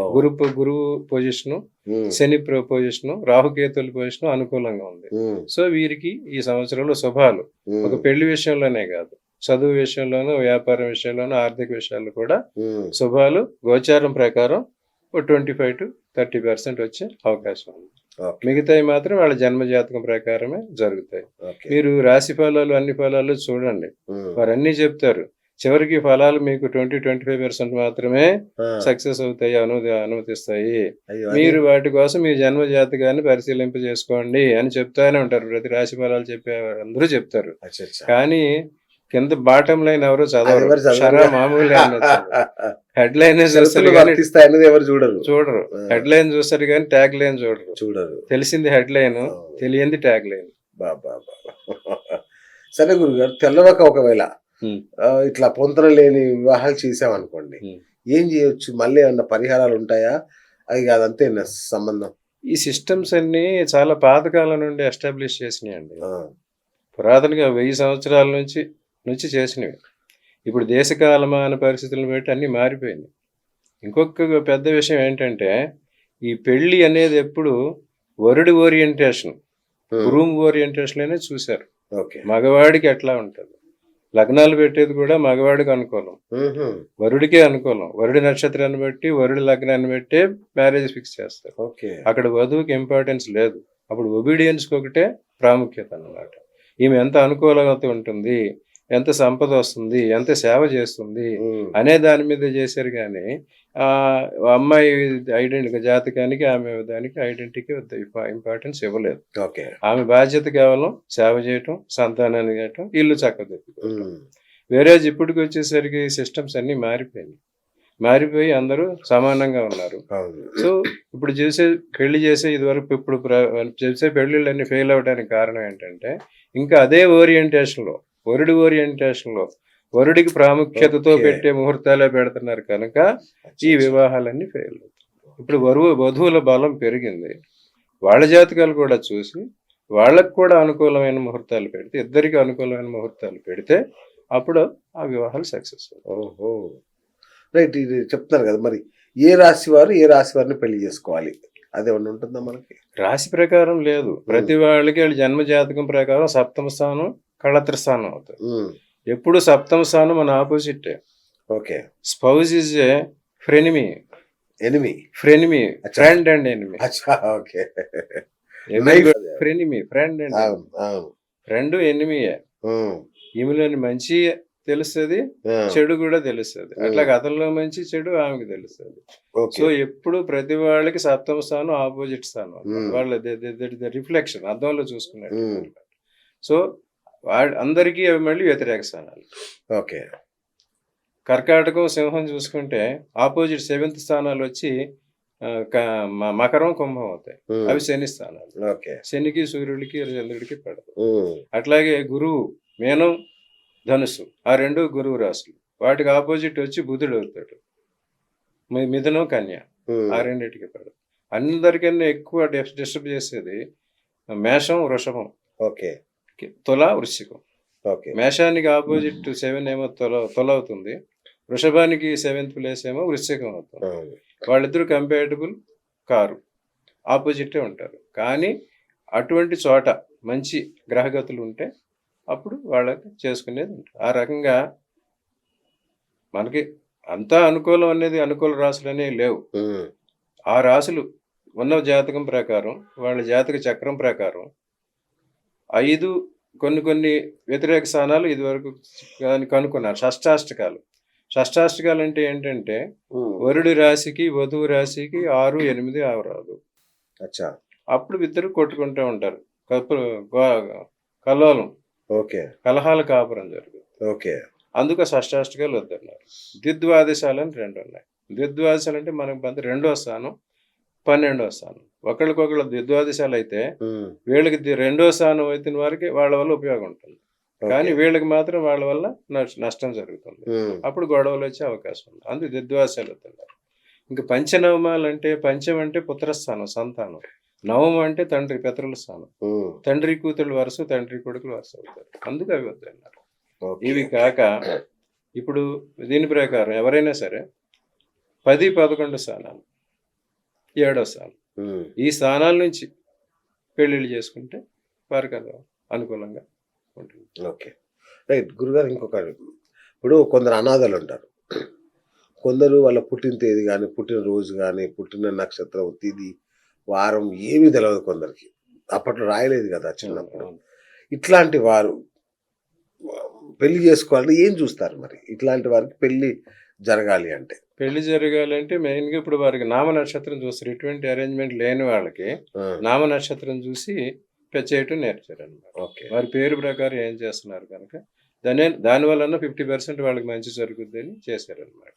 ఇది కూడా కాదంటే ప్రశ్నాలగ్నం అని చెప్తారు. ప్రశ్నాలగ్నం చూసి వచ్చిన వాళ్ళు ఈ సమయం ప్రకారం వాళ్ళకి వివాహం యోగ్యత ఉందా లేదా, వివాహం చేసే గ్రహాల అనుకూలత ఉందా లేదా, అది చూసి దాని ప్రకారం ప్రశ్నాలగ్నం ప్రకారం వాళ్ళకి చేయొచ్చు. ఓకే, వివాహ పొంతన అంటే ఏంటి గురుగారు? వివాహ పొంతన అనేది గుణాలు 18 గణాలు. ఇది వరకు వాళ్ళు 1000 సంవత్సరాల క్రితం చేసిన దానిలో వర్ణకూటం, వశ్యకూటం అని చెప్పి కొన్ని గణాలు పెట్టారు. దాని ప్రకారం ఒక్కొక్కటి కంపాటిబిలిటీ, ఆ కంపాటిబిలిటీ ఇద్దరికి ఎలా కంపాటిబుల్ అవుతారు అనేది. ఓకే, ఫస్ట్ చూసింది వర్ణకూటం. వర్ణకూటం అంటే ఒకే వర్ణానికి, అప్పుడు వర్ణాశ్రమ ధర్మాలు ఉండే కదా, ఒకళ్ళకొకళ్ళు కల్చర్ అది ఈక్వల్గా ఉంటుందని వర్ణకూటం అంటారు. తర్వాత వశ్యకూటం, ఒకరికొకళ్ళు వశ్యం అయిపోవటం, నీ వశ్యం అయిపోయింది, లేదా భార్య వశ్యం అయిపోయాడు వీడు అంటారు, అది వశ్యం. ఇక తారాకూటం, తారాలంటే ఇద్దరికి నక్షత్రాలు కలవాలి, దానివల్ల అదృష్టం కలిసి వస్తుంది. అదృష్టాన్ని చెప్పేది తారలు అనమాట, అందుకు తారాకూటం. తర్వాత వచ్చేసరికి యోనికూటం. యోనికూటం అంటే ఫిజికల్ అట్రాక్షన్ అనమాట, ఆడా మగకుండా అట్రాక్షన్, దానిలో తెలుస్తుంది, వాళ్ళు సౌఖ్యాలు అనుభవిస్తారు, అందుకోసం ఆ కూటం ఇచ్చారు. ఇక గ్రహ మైత్రి, వీళ్ళ గ్రహం వాళ్ళ గ్రహం ఒకటే గ్రూపు చెందిన అయితే వాళ్ళిద్దరు మిత్రులుగా ఉంటారు, వాళ్ళు ఒకళ్ళంటే ఒకళ్ళు ఎఫెక్షన్ ఉంటుంది, అందుకు గ్రహ మైత్రి ఇచ్చారు. తర్వాత గణం, ఇంతవరకు మనం డిస్కస్ చేసిన రాక్షస గణం, దేవగణం, మనుష్య గణం, గొడవలు లేకుండా ఉంటారు, అది ఇచ్చారు. తర్వాత రాశికూటం, కంపాటబుల్ రాశులు అనమాట. ఈ రాశులు అయితే ప్రేమ, వాళ్ళది చంద్రుడికి సంబంధించిన రాశి, శుక్రుడికి సంబంధించిన రాశి, అటువంటి ప్రేమ వస్తుంది, అది కాదు చూడమన్నారు. ఇక నాడీ కూటం అనేది ఇద్దరి హెల్త్ అన్నమాట, ఇద్దరి డిఎన్ఏ ఏంటి, ఇద్దరి బ్లడ్ గ్రూప్స్ ఏంటి, ఇవన్నీ అందులో తెలుస్తాయి. ఒకే నాడికి సంబంధించిన వాళ్ళంటే వాళ్ళకి ఒకే డిఎన్ఏ కానీ ఒకే బ్లడ్ గ్రూప్ కానీ ఉంటాయి. ఇప్పుడు మేనరికాల్లో జరిగేది అదే. మేనరికాలు చేసుకుంటే కొన్ని క్రోమోజోమ్స్ డిలీట్ అయిపోతాయి రెండుగా, అప్పుడు కొన్ని క్రోమోజోమ్స్ రావు, దానివల్ల వికలాంగులు, డిఫార్మిటీస్ వస్తాయి. సో ఇవన్నీ సైన్స్ ఉన్నది, దాన్ని ఈ రకంగా చేశారు. ఇప్పుడు మన వాళ్ళు దాన్ని కొత్తగా చూసారు. సరే, అన్నిటికీ ఎగ్జామ్షన్ ఉన్నట్టే దీనికి కూడా కొన్ని ఎగ్జామ్షన్స్ ఇచ్చారు. The exemption proves the rule. Exemption ఎక్కువైపోయేదానికి రూల్ రెలవెన్స్ పోయింది. సరే గురుగారు, ఇప్పుడు మన జాతక చక్రం అనేది, ఇప్పుడు పెళ్లి అంటే జాతక చక్రం చాలా కీలకం. దీంట్లో మనకి మేనరికాలు అవుతాయా లేదా అని తెలుస్తుందా? తెలుస్తుంది. అవునా? మేనరికం అవుతుందా, దూర ప్రదేశం అవుతుందా, దగ్గర అవుతారా, మన వంశంలో మన వాళ్ళలో అవుతారా, అన్ని కూడా తెలుస్తుంది. సప్తమాధిపతి ఉన్న స్థానం, సప్తమ స్థానాన్ని చూస్తున్న గ్రహాలు, అటువంటివి చూస్తే అవన్నీ చెప్పచ్చు. సప్తమాధిపతి బుధుడై ఉండి ఆ బుధుడికి సంబంధించిన నక్షత్రాలు కానీ ఉంటే మేనరికాలు జరుగుతాయి. సార్ ఓకే, ఆలస్యం అవుతుంది చాలా మందికి ఈ మధ్య పెళ్లిళ్ళు, 40-45 ఇట్లా చేసుకుంటున్నారు పెళ్లిళ్ళు. ఇది తెలుస్తుందా గురుగారు? తెలుస్తుంది. ఎవరికైనా సప్తమ స్థానంలో శని ఉన్నా, సప్తమ స్థానాధిపతి శని అయినా వాళ్ళకి వివాహం ఆలస్యం అవుతుంది. మకర రాశి వారికి, కుంభరాశి వారికి జనరల్ గా వివాహం ఆలస్యం అవుతుంది. మిథున రాశి వారికి, కన్యా రాశి వారికి సమయానికి పెళ్లి జరుగుతుంది. మీనరాశికి, ధనుర్రాశి వారికి ఎర్లీగా పెళ్లి జరుగుతుంది. సింహరాశికి, కర్కాటక రాశికి కూడా లేట్ అవుతుంది. సో వివాహాలు మామూలుగా ఈ దిశ నుంచి వస్తాయి వివాహాలు ఆ దిశ నుంచి అంటారు కదా, అది తెలుస్తుందా అది మనకి? కూడా చెప్పచ్చు. ఆ, సప్తమాధిపతి ఏ దిశ అన్నాడు? సప్తమాధిపతి సూర్యుడైతే తూర్పు వైపు నుంచి వస్తాయి. సంబంధాలు. సప్తమాధిపతి చంద్రుడైతే వాయవ్య వైపు నుంచి వస్తాయి. ఉమ్, సప్తమాధిపతి శుక్రుడైతే ఆగ్నేయం నుంచి వస్తాయి. ఓకే. సప్తమాధిపతి కుజుడైతే దక్షిణం నుంచి వస్తాయి. సప్తమాధిపతి రాహు అయితే నైరుతి నుంచి వస్తాయి. ఆ, సప్తమాధిపతి శని అయితే పశ్చిమ వైపు నుంచి వస్తాయి. ఓకే. కేతు అయితే మళ్ళీ ఈశాన్య వైపు నుంచే వస్తాయి. గురువు అయినా ఈశాన్య వైపు నుంచి. బా బా బా బా. అది చూసి ఎటు నుంచి వస్తారు కూడా చెప్పచ్చు. ఉమ్. అట్లాగే ప్రేమ వివాహం కూడా తెలుస్తుందా ప్రేమ వివాహం కూడా తెలుస్తుంది. ఆ, ఎవరికైతే లగ్నంలో కానీ సప్తమ స్థానంలో కానీ చంద్రుడు కానీ శుక్రుడు కానీ ఉంటే ఉమ్, వారికి ప్రేమ వివాహం ఉంటుంది. వారిద్దరూ అచ్చచ్చ. బలంగా ఉండాలి. ఓకే. అప్పుడు ప్రేమ వివాహం జరుగుతుంది. ఓకే. వాళ్ళు వీక్ గా ఉన్నారంటే ప్రేమ పుడుతుంది ఆ, కానీ పెళ్లి వరకు వెళ్ళదు. ఓకే. పెళ్లి అయినా మళ్ళీ చెడిపోతుంది. ఇప్పుడు నరేంద్ర మోడీ గారి పరిస్థితి ఏంటి? నరేంద్ర జ్యేష్ఠ నక్షత్రం అనురాధ నక్షత్రం ఆ, వాళ్ళకి సప్తము అనురాధ నక్షత్రానికి అధిపతి శని. ఆ, ఆ శని న్యాచురల్ గానే వైరాగ్యానికి కారకుడు. ఓ, శని నక్షత్రం వాళ్ళందరికీ సంసార సుఖాల మీద సంసారం మీద మోజు ఉండదు అనమాట. ఉమ్, పైగా ఆయన ఉన్నది వృశ్చిక రాశి వృశ్చిక లగ్నం. అది ఓకే. వృశ్చికం వ్యతిరేకం అన్నమాట. సో జ్యేష్ఠ నక్షత్రం జ్యేష్ఠ నక్షత్రం వాళ్ళకి కూడా దీని మీద సంసారాల మీద వీటి మీద ఉండదు. ఉమ్, ఉమ్, సో అటువంటి వాళ్ళకి అసలు వివాహమే కాదు. ఆ, ఇంకొంతమందికి వారి 12వ స్థానంలో గురువు కానీ శని కానీ ఈ రాహుకేతులు కానివ్వండి వాళ్ళ జన్మ లగ్నానికి వాళ్ళు చెడు వాళ్ళైతే ఉమ్. వారికి అసలు జీవితంలో వివాహమే కాదు. ఇప్పుడు మనం చూసిన వీళ్ళందరూ ఈ పరిస్థితేనా? రాహుల్ గాంధీకి పెళ్లి అవుద్దా గురుగారు? ఆయనకి పెళ్లి కాలేదు, మిగతావన్నీ అన్ని అయిపోయినాయి. సల్మాన్ ఖాన్ ఇదే ఆన్సర్ ఉంటుంది సేమ్. అష్టమ స్థానంలో సప్తమంలో శని అందరూ కుజదోషం చెప్తారు. అవును. సప్తమంలో కుజుడుంటే పెళ్లి జరుగుద్ది కానీ గొడవలు పెట్టుకుంటారు. ఉమ్, కానీ అష్టమంలో కుజుడుంటే పెళ్లి జరగదు. ఓహో. అత్తవారిలో సుఖం అత్తవారిలో తెలియజేస్తుంది. మరి జయలలిత ఉదాహరణ ఎట్లా తీసుకోవచ్చు? ఆమె కూడా అంతే కదా, పెళ్లి అయితే కాలేదు, ఉమ్, పెళ్లి వరకే కాలేదు. అచ్చా, ఓకే. మిగతాది మేము తెర మీద చూసుకోవాలి ఇంకా. అందరూ అంతే. వాజ్పేయి గారికి కూడా పెళ్లి కాలేదు. ఎగ్జాక్ట్లీ. ఇదివరకు ఒక జోక్ ఉండే, సికే రెడ్డి గారు అని ఒక ఛాన్సలర్ ఉండేవారు. అవును. ఆయన ఏదో సమయంలో మాట్లాడుతా ఏదో కామెంట్ చేశారని అప్పుడు అట్లా వచ్చింది. అట్లాగా ఎవరి మీద? జనరల్ గా పెళ్లిళ్ళ సిస్టమ్ మీద ఆ, పెళ్లి ఎందుకు అన్నదాని మీద ఇలాగా కొంతమంది వాళ్ళ జన్మ రాశిని బట్టి జన్మ సమయాన్ని బట్టి జాతకాన్ని బట్టి వారికి వివాహ యోగ్యత ఉందా లేదా ఉమ్, ఎట్లా తెలుసు. Okay sir. ఇతర మతాల వారిని పెళ్లి చేసుకుంటారు అనేది కూడా తెలుస్తుంది సార్? రాహుకేతువులు కానీ సప్తమంలో ఉండుంటే వర్ణ సంకరం మతాంతరం జరుగుతుంది. ఓ, విదేశాల్లో జరుగుతుంది. విదేశాల్లో భార్యలు వస్తారు. ఆ, ఇప్పుడు అందరూ జరిగేది అది. యుఎస్ అవును. వెళ్తున్నారు, అక్కడ ఒక అమ్మాయిని చూసి పెళ్లి చేసుకుంటున్నారు. వాళ్ళు మన మతం కాదు దేశం కాదు ఏం కాదు, వాళ్ళు కలిసే ఉంటున్నారు. అవును. అలాగే కొంతమంది ఇప్పుడు ఉక్రేనియన్ అండ్ రష్యా బెలారషియా ఏరియాల్లో ఉమ్, సెక్స్ రేషియోలో అక్కడ మగాళ్ళు తక్కువ ఆ, అమ్మాయిలు ఎక్కువ. మన ఇండియాలో ఇప్పుడు మగాళ్ళు ఎక్కువ అమ్మాయిలు తక్కువ తక్కువ. అయిపోయారు. అవును, అవును. So Ukrainian and Russian Belarusian girls ఇండియాకి వచ్చి పెళ్లి చేసుకుంటున్నారు. అవునా? అలాగే ఇప్పుడు మన ఇండియాలో ఎవరైనా మగవాళ్ళు ఉంటే ఆ బెలారషియన్ యుక్రేనియన్ మ్యాట్రిమోనియల్లో పెట్టుకుంటే వారందరికి కూడా వెంటనే పెళ్లి అయిపోతుంది. Demand and supply. అంతే కదా. అవును, రైట్. అట్లాగే ప్రేమ వివాహం ఏ రాష్ట్రాల వారికి ఏ రాష్ట్రాల వారితో ప్రేమ వివాహం జరుగుతుంది అట్లా ఉంటుందా గురుగారు? చంద్రరాశులు చంద్రుడికి సంబంధించిన రాశి, శుక్రుడికి సంబంధించిన రాశి. ఆ, తులా వృషభం శుక్రుడికి సంబంధించిన ఓకే. వారికి ప్రేమ వివాహం జరిగే అవకాశం ఉంటుంది. ఓహో. కర్కాటక రాశి వారికి ప్రేమ వివాహం జరుగుతుంది. ఆహా. అలాగే మీనరాశి వారిని అందరూ ప్రేమించి పెళ్లి చేసుకుంటారు. ఆ, మీనరాశి అమ్మాయిల్ని ఆ. ఎక్కువ మంది ప్రేమిస్తారు. మీరు రాష్ట్ర అమ్మాయిలనా? ఓకే, కర్కాటక రాశి అమ్మాయిలు కూడా ఎక్కువ మంది ప్రేమిస్తారు. Okay, okay. వేరే తులారాశి వృషభ రాశి అమ్మాయిలే ఎదుట అట్లాగే సార్, జ్యేష్ఠ పుత్రుడికి జ్యేష్ఠ పుత్రికకి ఇద్దరికి పెళ్లి చేయొచ్చా? మనం ఇంతసేపు చెప్తుంది 1000 సంవత్సరాల క్రితం ఎస్టాబ్లిష్ చేసిన ఫ్యాక్ట్స్ ఇవి. అవన్నీ కూడా ఒక పర్పస్ కోసం పుట్టారు. జనరల్ గా సంతానంలో ఫస్ట్ సంతానాన్ని పూర్వకాలంలో అసలు సంతానంగా పరిగణించేవారు కాదు. వాళ్ళని దైవార్పణం చేసేసేవారు. ఓ, వారు ఎంతకాలం బతుకుతారో కూడా వాళ్ళకి అప్పుడు తెలిసేది కాదా?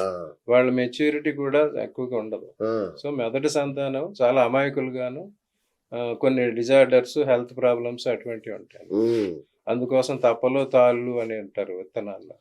ఆ రకంగా పూర్వకాలంలో మొదటి సంతానాన్ని అసలు గంగార్పణమో దైవార్పణమో చేసేసేవారు. దేవుడా. చాలా పురాతన కాలం. ఓకే. ఎందుకు?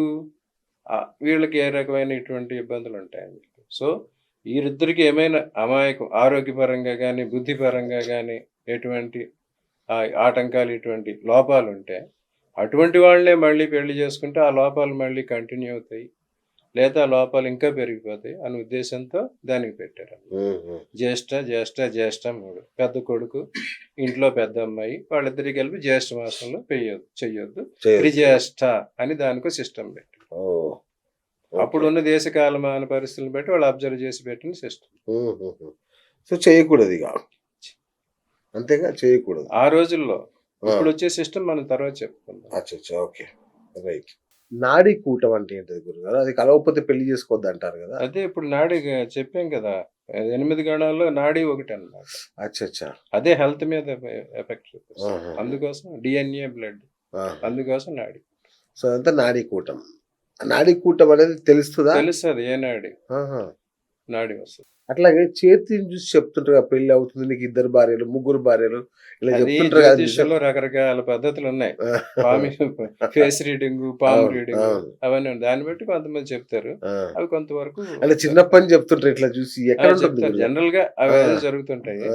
అవి కొంతవరకు కరెక్టేనా? అది కొంతవరకు కరెక్ట్. సో పొంతన విషయానికి వస్తే జంతువులతో పొంతన వస్తుంది కదా, ఏ జంతువు వచ్చిన వాళ్ళతో పెళ్లి చేసుకోవాలి? కొన్ని ఇప్పుడు నక్షత్రాలకి అన్నిటికీ గ్రహాలు అధిపతులే ఉంటారు. వాటికి ప్రతి నక్షత్రానికి ఒక్కొక్క జంతువు, ఒక్కొక్క వృక్షము, ఒక్కొక్క రత్నము అన్నీ ఉన్నాయన్నమాట. ఆ రకంగా ఈ నక్షత్రం వాళ్ళు ఈ జంతువుకి సంబంధించిన వాళ్ళు అని చెప్పి అప్పుడున్న జంతువుల రూపాలు ఆపాదించారు. పాము, ముంగిస, పిల్లి, ఎలుక, సింహం, మార్జాలం ఇటువంటివన్నీ పెట్టారు. సో పాము వ్యతిరేక జంతువులు ఏవైతే ఉన్నాయో వారికి పెళ్లి చేసుకుంటే మంచిది కాదని చెప్పి ఆ రకమైన సిస్టమ్ అప్పుడు ఎస్టాబ్లిష్. ఓకే. సార్, జాతకం చూసి వివాహ ఘడియల్ని ఖచ్చితంగా కొలవచ్చా? చెప్పచ్చు.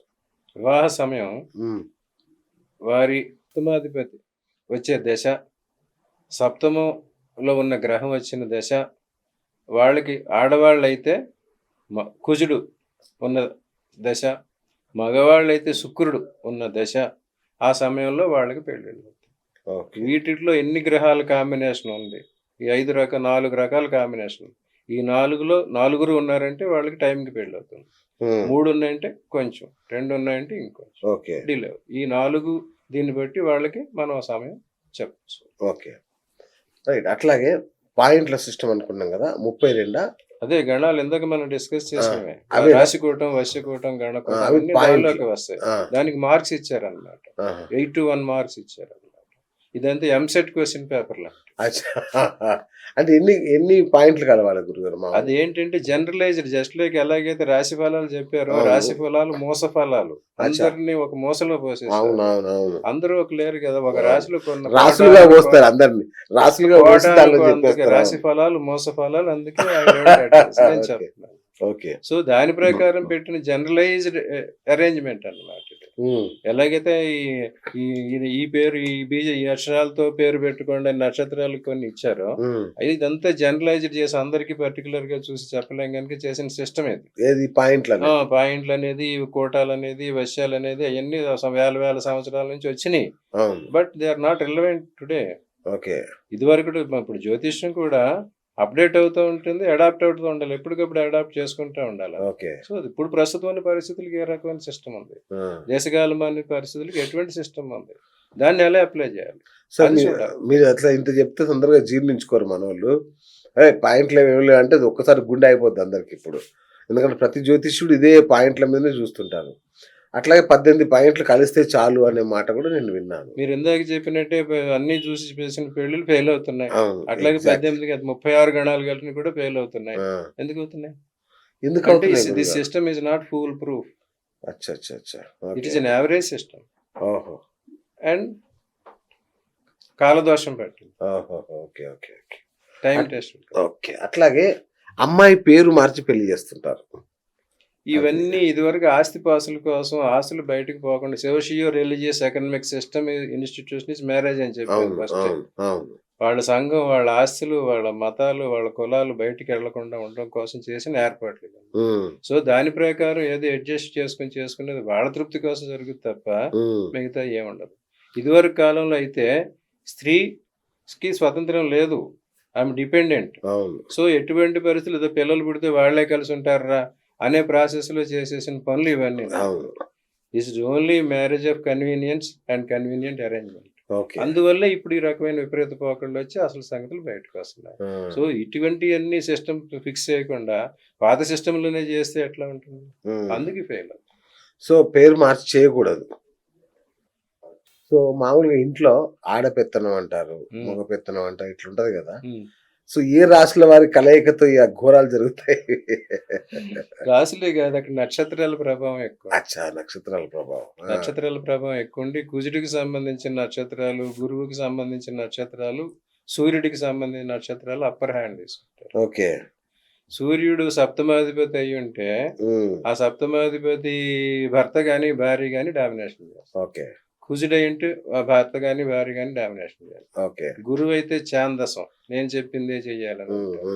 బుధుడు ఉంటే ఎమ్మికబుల్గా వెళ్ళిపోతారు. శుక్రుడు ఉంటే ప్రేమగా ఉంటారు. ఆడపెత్తనం దీనికి ఏముంది చెప్పండి, ఎందుకంటే ఇదే అందరికి బాగా కావాల్సిన పాయింట్. ఈ ఆడపెత్తనం పెళ్లిని బట్టి కాదు, వాళ్ళ నేచర్ ని బట్టి ఉంటది. ఎవరు అదే నక్షత్రాలు రాసులు ఏదో ఉంటాయి కదా, అట్లా స్త్రీ ఉంటుంది. ఆ స్త్రీ నక్షత్రం పవర్ఫుల్ నక్షత్రం అయితే ఆమె మాట చెల్లుతుంది.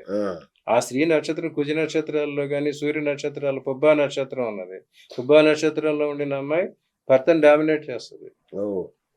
మృగశిర నక్షత్రంలో పుట్టిన అమ్మాయి భర్తను డామినేట్ చేస్తుంది, ప్రొవైడెడ్ ఆ భర్త నక్షత్రం వేరే అయితే.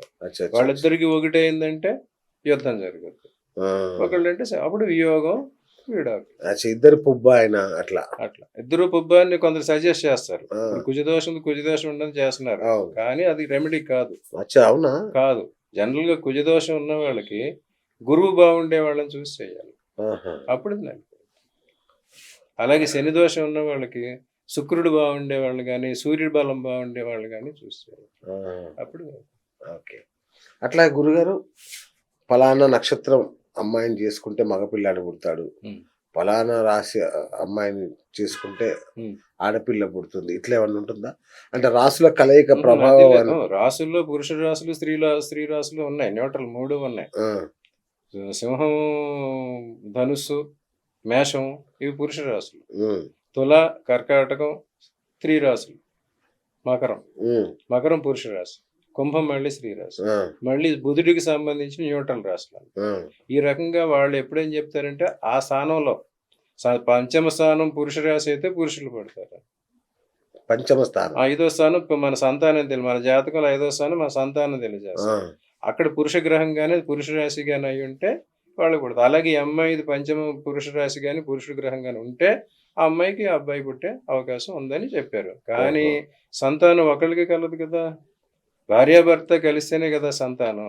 సో ఇద్దరు జాతకాలు చూసి చెప్తారు.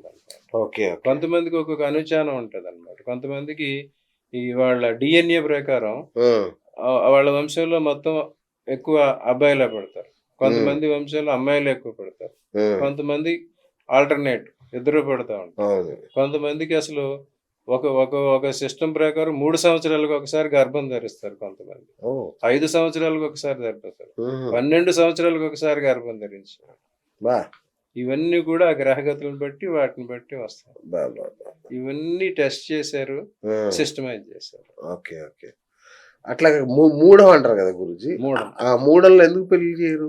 మన జీవితాన్ని ప్రభావం చేసే శుభం ఇచ్చే గ్రహాలు గురువు, శుక్రుడు. వాళ్ళు అన్ని శుభాలు ఇస్తారు. వాళ్ళు సూర్యుడితో కలిసి ఉన్నప్పుడు వారి పవర్ కోల్పోతారు. 6 డిగ్రీల్లో సూర్యుడిలో ఉన్న గ్రహం ఏ గ్రహమైనా అస్తంగత్వం చెందుతుంది.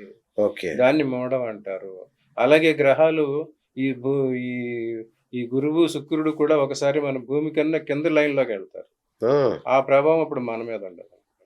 సో దక్షిణాయనం, ఉత్తరాయణం అంటే ఉత్తరాయణంలో భూమి సూర్యుడి కింద ఉంటుంది, అవును. దక్షిణాయనంలో భూమి సూర్యుడికి పైన ఉంటుంది. హ్మ్. అందుకు ఉత్తరాయణంలో వెలుగు అది ఎక్కువ ఉంటుంది, యాక్టివిటీ ఎక్కువ ఉంటుంది కనుక ఉత్తరాయణం శుభప్రదం అంటారు. హ్మ్. కింద ఉన్నప్పుడు వెలుగు వేడి తక్కువ ఉంటుంది కనుక రెస్ట్ తీసుకోవాలి, ఓకే. ఓకే. పగలు రాత్రిలో.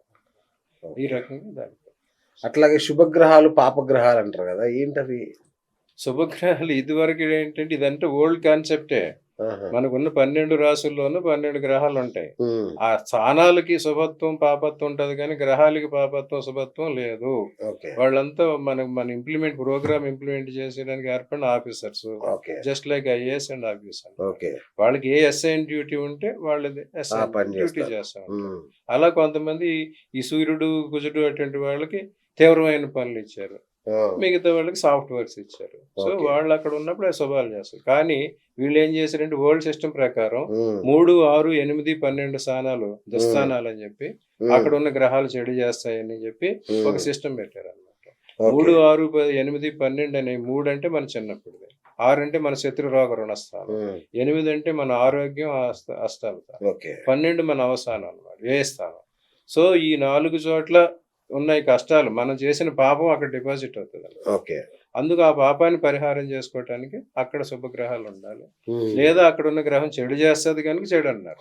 కానీ ఏ గ్రహం పూర్తిగా చెడు చేయదు, ఏ గ్రహం పూర్తిగా మంచి చేయదు. ఓకే. నాన్న కొడతాడు, అమ్మ కొడతాడు. సో పాపగ్రహాలు అంటే ఏం లేవు. పాపగ్రహాలు ఇష్టఫలం కష్టఫలం ఇస్తారు. ఇప్పుడు కాన్సెప్ట్ అది. ఆ. ప్రస్తుతం వచ్చే గ్రహాలు నేను చెప్పేది కూడా ఆ గ్రహాలు మీ జన్మ జాతకంలో ఎంత బాగున్నాయి, ఎంత పర్సెంటేజ్ ఆఫ్ గుడ్ మీకు చెప్తున్నాయి. హ్మ్. ఈ గ్రహాల బలాలన్నీ కలిపి షడ్బలాలు అని చెప్పి 6 బలాల్లోకి నైసర్గిక బలం, చేష్టా బలం, కాల బలం, దృగ్బలం అని ఒక 6 రకాల బలాలు ఎస్టాబ్లిష్ చేశారు. హ్మ్. దాని ఒక్కొక్క దానికి ఒక 10 పాయింట్స్ ఇచ్చారు. ఓకే. 60 పాయింట్లు. 60 పాయింట్లో ఎన్ని ఎక్కువ వస్తుంది, అప్పుడు ఇష్టఫలం కష్టఫలం. ఓకే. సో ఆ ఇష్టఫలం పర్సెంటేజ్ తీసుకుని ఇష్టఫలం ఎక్కువ ఇస్తే కష్టఫలం తక్కువ ఉంటే వాళ్ళకి అంత బాగుంటుంది. ఆ ఓకే. కష్టఫలం ఎక్కువైతే వాళ్ళే చెడు గ్రహాలుగా ట్రీట్. అట్లాగే గురుగారు, అస్సలు పెళ్లి చేయకూడని జాతకాలు ఏమైనా ఉంటాయా? పొర్రపాటున కూడా వాళ్ళకి పెళ్లి చేయకూడదు. ఇందాకే చెప్పాను, 12వ స్థానంలో కానీ 8వ స్థానంలో కానీ పాపగ్రహాలు ఉన్న వారికి జీవితంలో పెళ్ళే జరగదు. ఓ. ఓకే.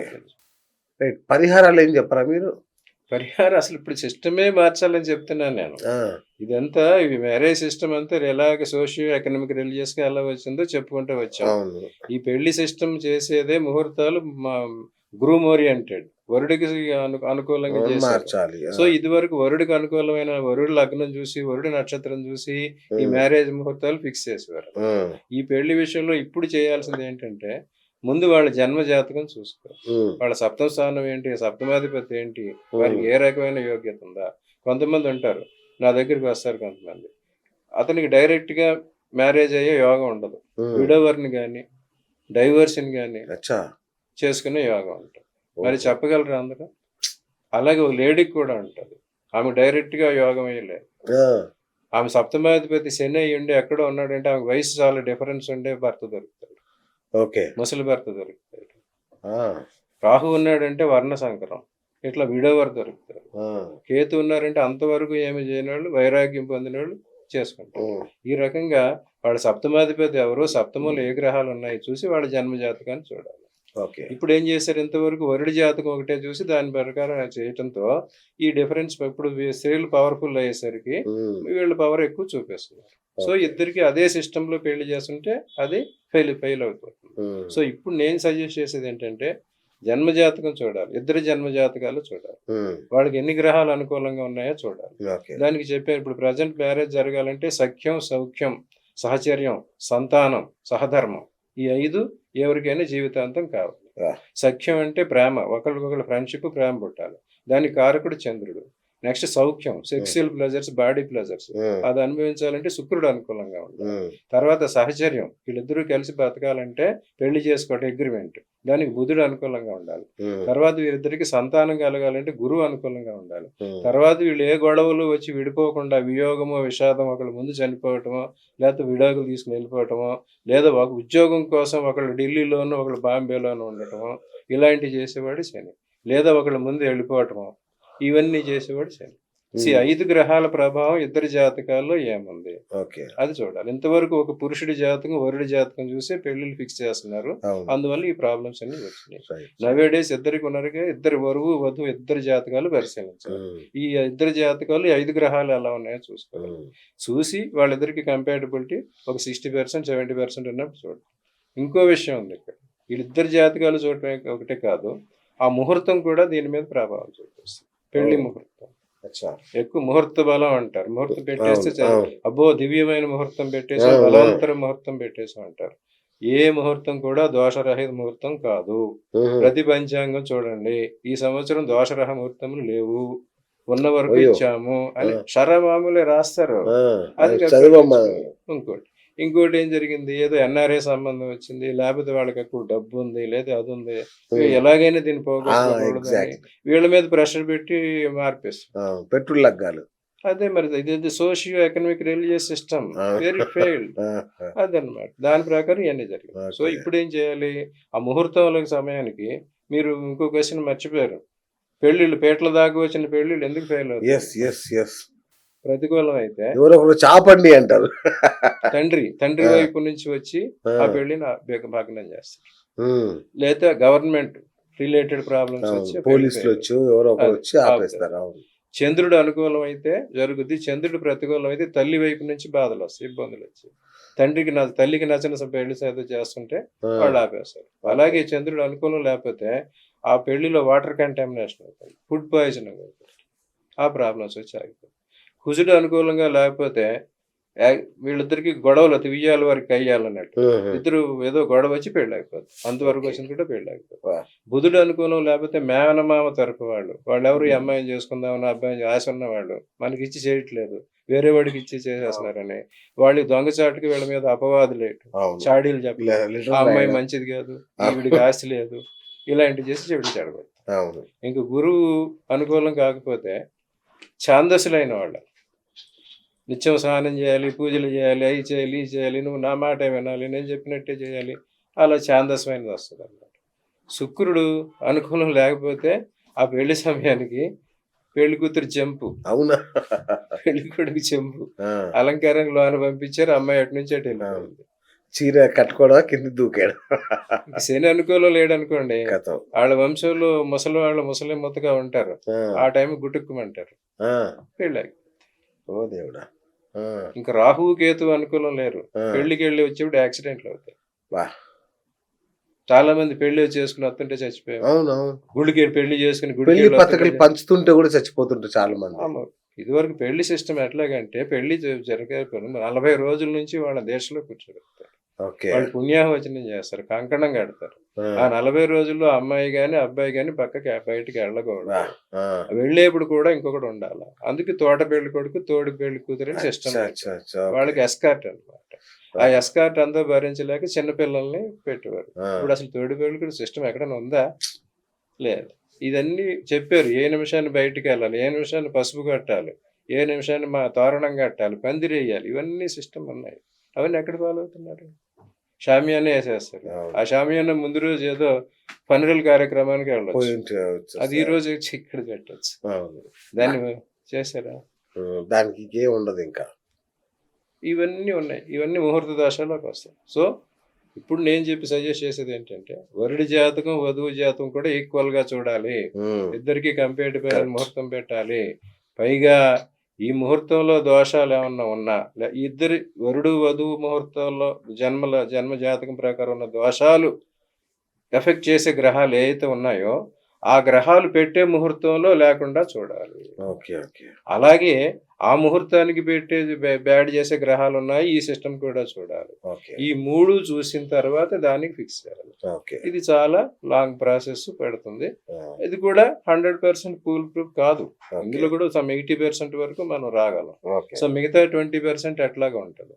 అప్పుడు ఏం చేస్తారంటే, ఏ గ్రహణ అరిష్ట స్థాన స్థిత సర్వగ్రహణం ఏకాదశి ఫలం సిద్ధ ప్రాప్తయోస్తు అని చెప్పి నవగ్రహాలకు క్రతువు చేస్తారు, హోమం చేస్తారు.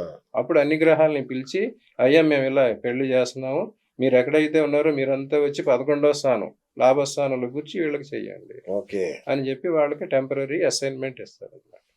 మన పెళ్లికి వెళ్ళాం, భోజనం చేసాం, వాడి మీద తిట్టితే ఏం బాగుంటుందిరా? వాడు మనకి ఇది ఇచ్చాడు కదా, మన గౌరవం ఇచ్చాడు కదా అని కొంతకాలం. సో గురుగారు, ఏ నక్షత్రంలో పుట్టిన వాళ్ళు బ్రహ్మచారులుగా మిగిలిపోతారు? జ్యేష్ఠ నక్షత్రం, అవునా? అనురాధ, శని నక్షత్రాల్లో పుట్టిన వారికి జనరల్ గా అవి ఉంటాయి. అయితే వాళ్ళు మళ్ళీ సప్తమస్థానం అన్ని చూడాలి. అవి చూసి వాళ్ళ మీద మళ్ళీ శుక్ర ప్రభావం, చంద్ర ప్రభావం ఉందంటే వారికి మళ్ళీ వివాహ యోగ్యత ఉంటుంది. ఓకే. ఇప్పుడు విడాకులు తీసుకుంటున్నారు కదా గురుగారు, అంటే రివర్స్ లో అడుగుతాను నేను. ఈ విడాకులు అవుతున్న వారికి జాతక దోషాలు ఏమేమి ఉంటే అట్లా విడాకులు అవుతాయి? వియోగము, విషాదము, దానికి కారకుడు శని.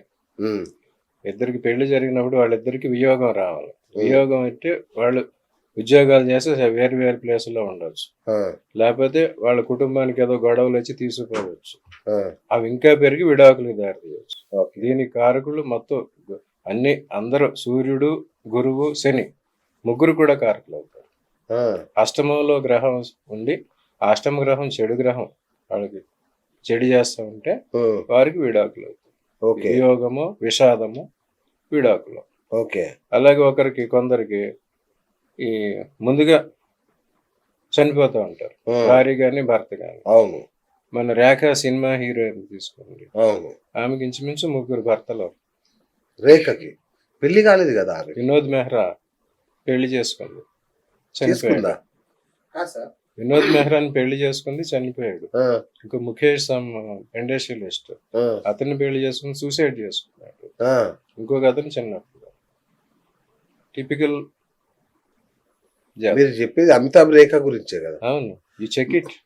కాదు సార్, ఆమె అమితాబ్ బచ్చన్ అమితాబ్ బచ్చన్ పెళ్లి చేసుకోలేదు. అవును, చేసుకోలేదని బ్రహ్మచారిగా మిగిలిపోయింది కదా. ఈయనకి ఆయుష్ ఉంది, ఆమెకి పెళ్లి అయింది. రెండు పెళ్లిళ్ళు. వినోద్ మెహ్రా ఒక హీరో ఉండేది, అతను పెళ్లి చేసుకుని అతను చనిపోయాడు. అమితాబ్ బచ్చన్ కంటే ముందా?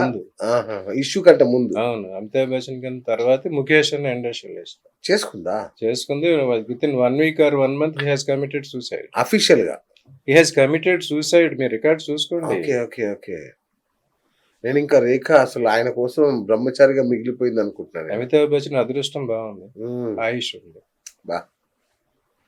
అట్లాంటి జాతకాలు ఉంటాయి గురుగారు? కొన్ని అంటే రాక్షసుల ఏంటి, రాక్షస వాళ్ళకి ఆ గ్రహగతుల ప్రకారం అలాంటి సిస్టమ్ ఉంది.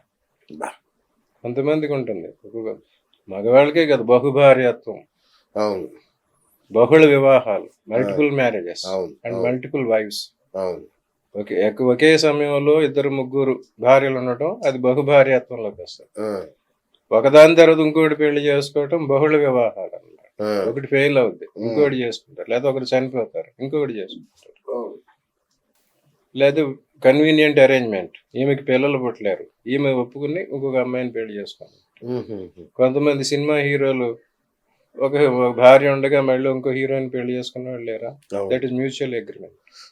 అది ద్రౌపది లాంటి సిస్టమ్ అన్నమాట. ద్రౌపది 5గురిని పెళ్లి చేసుకోవడానికి ఎలాంటి సిస్టమ్ ఇచ్చారో, ఈ మగవాళ్ళు కూడా వేరే వాళ్ళు చేసుకోవటానికి వారి భార్య విత్ దేర్ కన్సెంట్. గురుగారు, ఈ స్త్రీలలో కొన్ని వర్ణాలు ఉంటాయి చూసారా? పద్మిని, హస్తిని, అదంతా మనం ఇప్పుడు చెప్పుకుంటే చాలా. అంటే కాదు, ఎందుకు చెప్తున్నా అంటే, ఎందుకు ప్రస్తావన తెచ్చా అంటే, పద్మిని జాతి స్త్రీలకు పెళ్లి అయితే కంపల్సరీ విడాకులు అవుతుంది అనే ఒకటి ఉంటుంది. నిజం అట్లా? ఇంకొక తెలుగు సూక్తి కూడా ఉంది, అందగత్తెకి ముందర పెళ్లి, అందరితోటి మళ్ళీ పెళ్లి. కరెక్ట్, అవును. ఇప్పుడు సోఫియా లారెన్, అవును, మార్లిన్ మన్రో వాళ్ళు పద్మిని జాతి. అంతే, ఒక్కసారి ఆ తర్వాత మళ్ళీ మళ్ళీ పెళ్లి. అది మగవాళ్ళకి అప్లై అవుతుంది. మగవాళ్ళు కూడా ఉంటారు, వాళ్ళు మోహించి పెళ్లి చేసుకునే వాళ్ళు ఉంటారు. అవును. Okay okay okay. అంతే, కొన్ని బయటకు రావు కొన్ని, కానీ వాళ్ళ జాతకాలు చూస్తే తెలుస్తుంటాయి. Okay sir. ఇంకొకటి అంటే, ఇది సందర్భం కాదు కానీ, బ్రహ్మదేవుడు కూతుర్ని పెళ్లి చేసుకున్నాడు అనేది పురాణ కాదు. సడన్ గా ఒకసారి చూసా, ఏంటి దరిద్రం అని నాకు అర్థం కాదు. ఏమండి, పురాణాలు వికీపీడియా లాంటి కుక్కిటి పురాణాలు. ఓకే. దాన్ని ఎవరు ఇష్టం వచ్చినట్టు ఒక్కొక్కళ్ళు ఒక్కొక్క రకంగా రాసేసుకున్నారు. వాటికి అథెంటిసిటీ లేదు, రెలవెన్స్ లేదు. అదేంటంటే, ఇది ఎక్కడి నుంచి ఆరిజిన్ అయిందంటే, అందరినీ పుట్టించిన వాడే బ్రహ్మ, అట్లా సరస్వతిని పుట్టించిన వాడే బ్రహ్మ. అరే రామ. సో పుట్టించాడు కనుక తండ్రి అవుతాడు. తండ్రి అయినాడు ఎలా చేసుకున్నాడు? ఆ, అది లేదు, దట్ ఈస్ ఇర్రెలవెంట్. ఓకే. అసలు ఇది ఎక్కడి నుంచి వచ్చిందంటే బ్రహ్మ విష్ణు మహేశ్వరులు, ఆ, దీనికి సైంటిఫిక్ ఆరిజిన్ ఉంది. ఆహా, సైంటిఫిక్ ఆరిజిన్ ఉంది. ఆ, మనందరికీ ఆంథ్రపాలజీ అని అంటచ్చు, అవును హ్యూమన్ ఆంథ్రపాలజీ. అవును మనిషి రేసు ఎట్లా డెవలప్ అయింది, అవును జంతువుల నుంచి మనిషి ఎలా వచ్చాడు. అవును.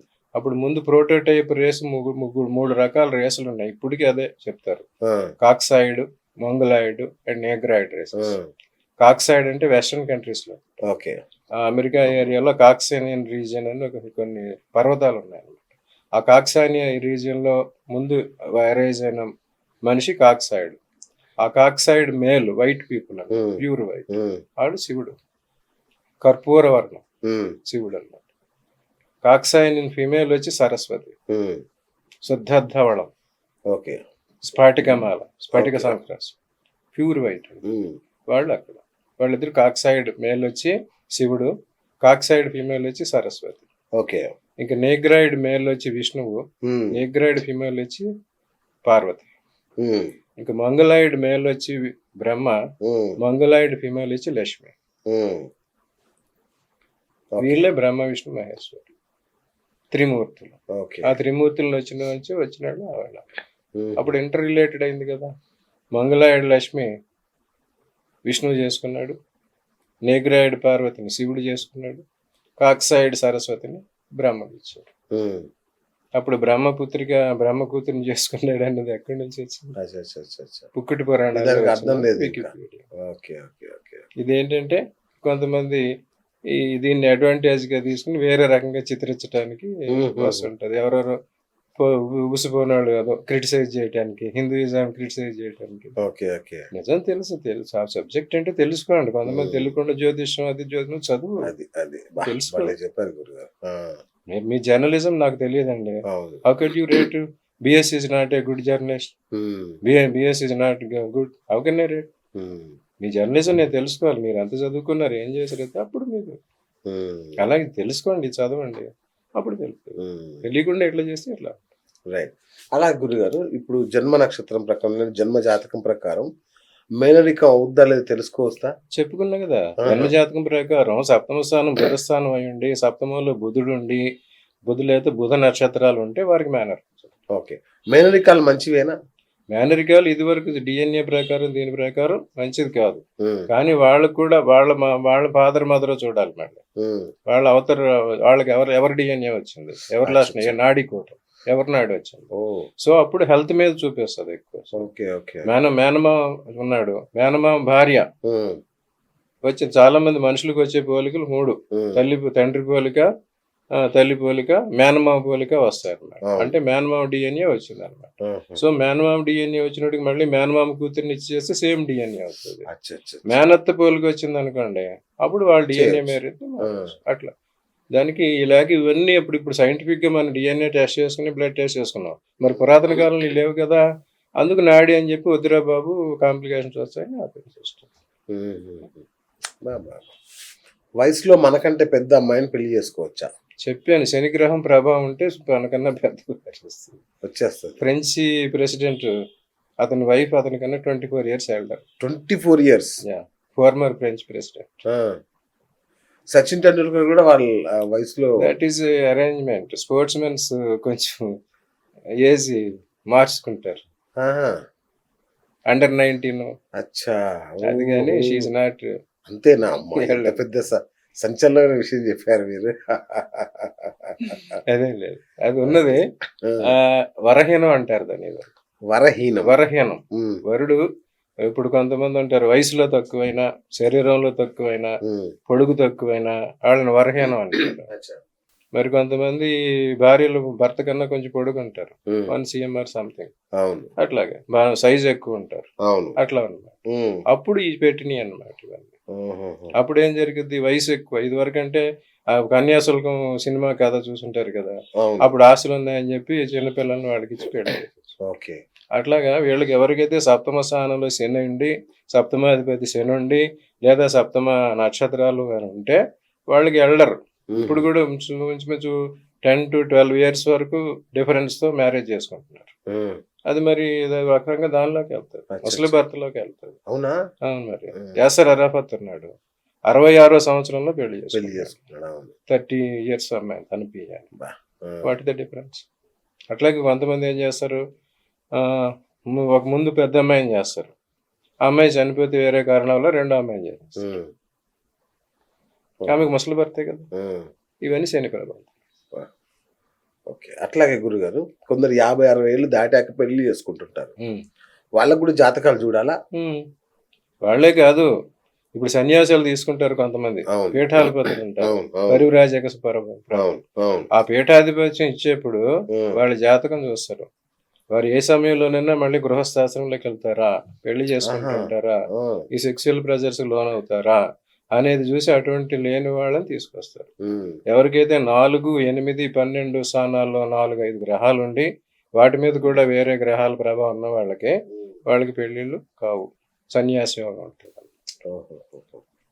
4లో ఎక్కువ గ్రహాలు ఉండి అవి చెడు గ్రహాలు అయితే ఎర్లీగా మ్యారేజ్ కాదు, 8లో ఎక్కువ ఉంటే పెళ్లిళ్ళు ఫెయిల్ అవుతాయి, 12లో ఉన్నారంటే వాళ్ళు సన్యాసులు కనండి.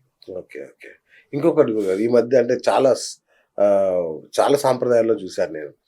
గాడిదకిచ్చి పెళ్లి చేయడం, చెట్టుకిచ్చి పెళ్లి చేయడం, అరటి చెట్టుకిచ్చి పెళ్లి చేయడం. ఏంటి గురుగారు దీనివల్ల? ఏమండి, ఇవన్నీ ఫర్ ది కన్వీనియన్స్. వీళ్ళు ఏదో ఒకటి చేయకపోతే వాళ్ళు లేదనుకుంటే వాళ్ళ కోసం చెప్పిన అరేంజ్మెంట్స్ అన్నమాట. అంతేగాని వీటి వల్ల ఫలితం లేదు. ఇదివరకు చేశారు, గాంధారి వివాహానికి అలా చేశారని, అటువంటి కొన్ని ఉన్నాయి, కానీ వాటికి ప్రూఫ్స్ లేవు, రిలవెన్స్ లేదు. ఈ రోజుకి కూడా కొన్ని చేస్తారు, చేస్తే ఆ దోషం ఉంది, ఇది పోతుంది, అది స్వల్ప దోషం, అటువంటిప్పుడు ఇటువంటి మనకు వస్తాయి. ఇప్పుడు ఎప్పుడైతే ఒకరిద్దరికి పెళ్ళయిందంటే వాళ్ళు సెక్సువల్ గా ఇన్వాల్వ్ అయితేనే పెళ్లి జరిగినట్టు, అంతేగాని పెళ్లి తాళి కట్టినంత మాత్రం పెళ్లి జరిగినట్టు కాదు. అది భర్తగా తీసుకోలేరు, అటువంటిప్పుడు అది చేసినా ఉండదు. ఇవి ఏంటంటే చెప్పిన సోషియో రిలీజియస్ ఎకనామిక్ సిస్టమ్ లో చేసిన ప్రక్రియలు. ఓకే. అమావాస్య రోజు పుట్టిన వాళ్ళని పెళ్లి చేసుకోవచ్చా? పెళ్లి చేసుకుంటే ఎలా ఉంటది? ఇది పెద్ద జోక్ అన్నమాట. అమావాస్య ఇప్పుడు 2 రకాల కాలగణనలు ఉన్నాయి. అమావాస్యాంతం, పూర్ణిమాంతం అని చెప్పి 2 రకాలుగా లెక్క పెడతారు నెలల్ని.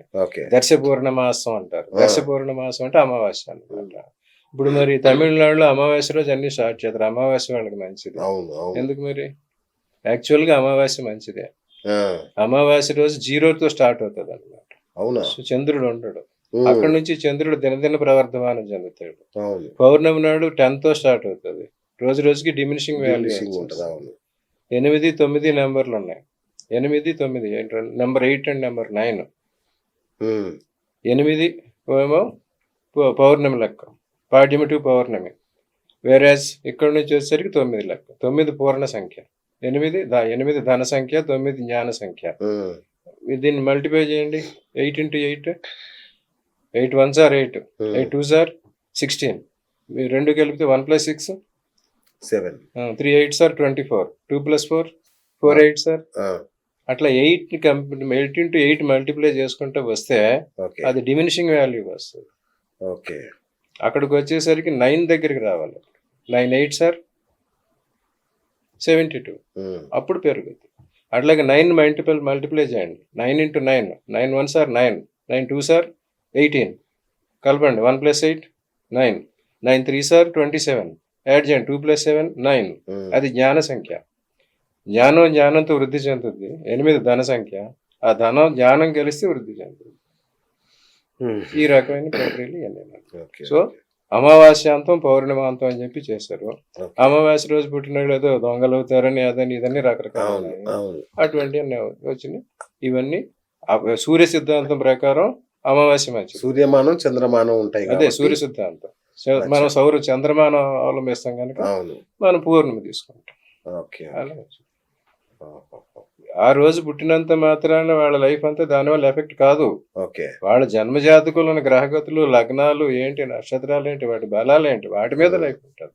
అంతేగాని అమావాస్య నాడు పుట్టిన వాళ్ళందరూ ఆదివారం, అమావాస్య, అర్ధరాత్రి ఇలాంటి లెక్క ఇప్పుడు పెడుతుంటారు. ఇటువంటి సెంటిమెంట్ వాడు చాలా ఉన్నాయి. ఉమ్, వెస్టర్న్ కంట్రీస్ లో ఫ్రైడే ది 13th అంటే హడిలిపోతారు. అవును, 13వ తారీఖు ఫ్రైడే అయిందంటే అవును. చాలా భయం. అవును, దాట్ మీ సినిమాలు కూడా వచ్చినాయి, అవును. ఎగ్జార్సిస్ట్ అవును, అటువంటి. అవును. ఈ ఎన్ని సెంటిమెంట్ మానవ జీవితంలో ఉన్నాయి. ఉమ్. అలాగే ఇంకోటి గురుగారు, ఏ నక్షత్రం అమ్మాయిని పెళ్లి చేసుకుంటే అంటే వరుడి తరపున అమ్మాయి తల్లిదండ్రులు చనిపోతారు, ఇట్లా కొన్ని ఉంటాయి కదా, అవేంటి గురుగారు? అవన్నీ అపప్రదలేనండి. అవునా? ఘాతక వాళ్ళకి ఇప్పుడు ఇప్పుడు ఒకటి పడకపోవడం అనేది ఉంటుంది. తార మీరు అడిగే తారాబలం, అచ్చా. జన్మతార, సంపత్తార, ఉమ్, విపత్తార, ఇలాంటి 7 రకాలు ఉన్నాయి. ఉమ్, అందులో విపత్తార, ప్రత్యక్తార, నైదన తార. ఓకే. పెళ్లి చేసేప్పుడు చూస్తారు, పెళ్లి కొడుకు చూస్తారు అనమాట. పెళ్లి కొడుకు చూసి పెళ్లి కొడుకు పెళ్లి కూతురికి విపత్తార అంటే ఒకళ్ళకొకళ్ళు విపత్తు అవుతుంది, వద్దన్నారు. ప్రత్యక్తార అంటే ఎడమెంట్ ఉంటారు, అది వద్దన్నారు. నైదన తార అంటే డెత్ వస్తుంది, వద్దన్నారు. నైదన తార ఎట్టి పరిస్థితుల్లోనూ వద్దన్నారు. అట్లాగే ఈ మామగారు అత్తగారు ఎవరైతే ఉన్నారో వాళ్ళ తారల ప్రకారం వచ్చే అల్లుడు గాని కోడలు గాని కోడలు గాని వాళ్ళ తారకి వీళ్ళ తార ప్రత్యక్తార, విపత్తార, నైదన తార అయితే వాళ్ళకి ఎఫెక్ట్ అవుతుంది. ప్లస్ దాని ఒకదాని మీదే ఉండదు. వీళ్ళ జన్మజాతకం ప్రకారం వీళ్ళ ఆయుష్యభావం ఎంత ఉంది అది చూసుకోవాలి, అంతేగాని వాళ్ళు వచ్చినట్టు కాదు. అదనమాట. దేవుడా, ఇప్పుడు చూస్తున్న జ్యోతిష్యులు ఇవన్నీ చూస్తారా గురుగారు? అందరూ చూస్తే మీరు నన్ను ఎందుకు పిలుస్తారు? మిమ్మల్ని కరెక్ట్ చెప్పారు. కుజదోషం ఉన్న వాళ్ళు చేసుకోవద్దు, కుజదోషం వాళ్ళు చేసుకుంటే ఇట్లా అవుద్ది అంటారు కదా, ఏమవుతుంది కుజదోషం చేస్తున్న వాళ్ళు? కుజదోషాలని బాగా ఎస్టాబ్లిష్ చేశారు, కమర్షియలైజ్ విపరీతంగా, చేసేసారు మరింతగా. అవును. కుజదోషం చెప్పాను, కుజదోషం ఇప్పుడు చెప్పాను కదా, కుజుడు వచ్చి పెర్ఫెక్ట్ మేల్ అన్నమాట, ఉమ్, సంపూర్ణ పురుషుడు కుజుడు, ఉమ్, మ్యాచో మ్యాన్ అంటారు, ఉమ్, అట్లా అన్నమాట. ఉమ్, అప్పుడు కుజుడు చాలా పవర్ఫుల్ గా ఉంటాడు అనమాట, డామినేటింగ్ గా ఉంటాడు అనమాట. సో 7 లో కుజుడు ఉంటే డామినేటింగ్ హస్బెండ్ వస్తుంది. ఉమ్, అలాగే 7th ప్లేస్ లో మగవాడికి అమ్మాయి కూడా డామినేటింగ్ వైపు వచ్చే అవకాశం ఉంటుంది. ఓకే. సప్తమ స్థానంలో కుజుడు ఉన్నాడంటే వాళ్ళిద్దరికి గొడవలు అవుతాయి, ఉమ్, నువ్వెంత అంటే నువ్వెంత అనుకుంటా. ఉమ్, అదే అష్టమ స్థానంలో ఉంటే ఈ అత్తవారింట్లో గొడవలు అవుతాయి. ఓకే. అట్లాగే 2వ స్థానంలో ఉంటే వీళ్ళ కుటుంబం కనుక అది గొడవలు అవుతాయి. ఉమ్, సో ఇటువంటి ప్లేస్లు 12వ స్థానంలో ఉన్న నష్టం జరుగుతుంది. ఓకే. అందుకోసం ఈ స్థానాల్లో కుజుడుంటే కుజ దోషం. అది ఎవరికి? గురు వర్గానికి, శని వర్గానికి వస్తుంది అనమాట. Okay, okay. సరే, కుజుడికి సొంత రాశులు ఉన్నాయి, మేషరాశి, వృశ్చిక రాశి. ఉమ్, ఆ రాశిలో పుట్టిన వాళ్ళకి కుజ దోషం వర్తించదు. ఓకే. కుజుడి నక్షత్రాలు ఉన్నాయి, మృగశిర, చిత్త, ధనిష్ట. ఆ నక్షత్రాల వాళ్ళకి కుజ దోషం వర్తించదు. ఉమ్, కుజుడి లగ్నం గాని, కుజుడి రాశి గాని, కుజు నక్షత్రాలు గాని ఉన్నవాడికి ఆ దోషం వర్తించదు. ఓకే. వాళ్ళ మీద మళ్ళీ గురుగ్రహ ప్రభావం ఎంత ఉందో చూడాలి. ఉమ్, ఆ గురుగ్రహ ప్రభావం ఎక్కువ ఉన్నప్పుడు కుజ దోషం వర్తించదు. ఉమ్, ఇన్ని రకాల కండిషన్స్, పెర్మిటేషన్స్ ఉన్నాయి. అవన్నీ చూసి కుజ దోషం ఎస్టాబ్లిష్ చేయాలి తప్ప ఉమ్. సప్తమంలో కుజుడు ఉన్నంత మాత్రం కుజదోషం అనేయకూడదు. కుజుడు ఎంత దోషం చేస్తాడో గురువు అంతే దోషం చేస్తాడు. అచ్చా. యాక్చువల్ కుజుడి కన్నా గురువు ఎక్కువ దోషం చేస్తాడు. ఉమ్, ఎవరికైతే అష్టమంలో గురుడు ఉండి చెడు అయితే వాళ్ళకి 2-3 మ్యారేజెస్ అవుతాయి, ఇలాగ జరుగుతాయి. అచ్చా. కొంతమంది 2-3 భర్తలు చనిపోతారు కూడా, ఓకే, ఓకే, ఓకే. రైట్ భర్తలు గురుగారు, కానీ భార్యలు కానీ. రైట్, సూపర్ అంది, బాగా చెప్పారు. మరి ఈ వివాహ బంధం నిలవాలి, కలతలు లేని కాపురం జరగాలి, వంశాభివృద్ధి జరగాలి, ఇంత మంచిగా అనుకొని చేసుకున్నాం, చిన్న వచ్చిన సర్దుబాట్లు చేసుకుంటూ ముందుకెళ్ళాలి. మరి దీనికోసం ఏమన్నా పరిహారాల, రత్నాల, రాళ్ళ, యాగాల ఏం సూచిస్తారు? మన జన్మ జాతకంలో యోగం లేనిది ఏం చేసుకున్నా రాదు. ఇదివరకు కూడా మనం చెప్పుకున్నాం, శుద్రుడి కర్మ, విద్యుడి కర్మ, దృఢదుడి కర్మ. అది వాళ్ళకి ఏ కర్మలో ఉందో చూడాలి. ఓకే. ఇప్పుడు ప్రెసెంట్ డేకి అయితే చెప్పేది ఏంటంటే వీళ్ళిద్దరి జాతకాలు కూడా పరిశీలించుకోవాలి, ఇద్దరికి ఉండే దశలు చూసుకోవాలి. ఆ దశలు వచ్చే శుభ దశలు బాగున్నాయంటే వారిద్దరికి చెయ్యొచ్చు. ప్లస్ ఇద్దరి జాతకాల్లో ఉన్న దోషాలు చూసుకుని ముహూర్తంలో అటువంటి దోషాలని ముహూర్తం పెట్టుకోవాలి. అప్పుడు ఈ 3 పరిశీలించి చేసి ఆ తర్వాత చూసి ఇంకా అదైనా దోషం ఉంటుంది, ఆ దోషం వీళ్ళకి చెప్పాలి. నాకు కొంతమంది వస్తారు, కంపాటబిలిటీ అని వస్తారు, వాళ్ళకి చూపిస్తాను, ఈ గ్రహాలు అనుకో, ఈ గ్రహాలు పరికూలం, వీళ్ళు ఎలాంటి క్రియేట్ చేసే అవకాశం ఉంటుంది. మీరు దానికి రెడీ అవుతారా, అది సాల్వ్ చేసుకునే పరిస్థితిలో ఉంటారా, అది చెప్తాను, ఎక్స్ప్లెయిన్ చేసి చెప్తాను. చెప్పి అప్పుడు మీరు చూసుకోండి అని చెప్తాను. అలా ఇప్పుడు అందరికీ చెప్తే ఇప్పుడు భార్యాభర్తలకి ఇదే వస్తుంది. ఇద్దరు మెంటాలిటీ చెప్పాలి. ఇప్పుడు ఏదో మాట్లాడుకుంటారు, ఏదో అంటున్నారు, ఇప్పుడు కోలివింగ్ అటువంటివి వచ్చారు. ముందు అర్థం చేసేసుకున్నాం, అన్నీ బాగానే ఉన్నాయి. మరి ఎందుకు పెళ్లి చేసుకోవట్లేదు? ఎందుకు ఫెయిల్ అవుతున్నాయి? అవును. ఇప్పుడు ఏంటంటే మల్టిపుల్ ఆపర్చునిటీస్ పెరిగినాయి. అవును. లేడీస్ ఇదివరకు లేరు, డిపెండెంట్. కరెక్ట్. ఇప్పుడేమో ఇండిపెండెంట్.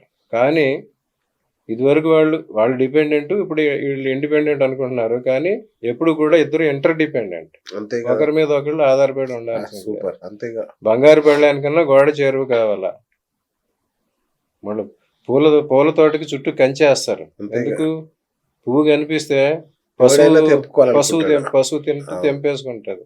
అందుకే అందమైన పువ్వులకి ఎప్పుడు ముళ్ళు ఉంటాయి. గులాబీ అందంగా ఉంటే వెనకాల ముళ్ళు ఉంటుంది. ఎందుకంటే ప్రొటెక్షన్. ఇప్పుడు నేను అందంగా ఉన్న గులాబీ రోడ్డు మీదకి వెళ్ళిపోతే ఇప్పుడు జరుగుతున్నది అదే. అది. అంతవరకు వచ్చిన తర్వాత మళ్ళీ మాకు ప్రొటెక్షన్ ఏదంటే ప్రొటెక్షన్ ఉంది, ముళ్ళు ఉంది.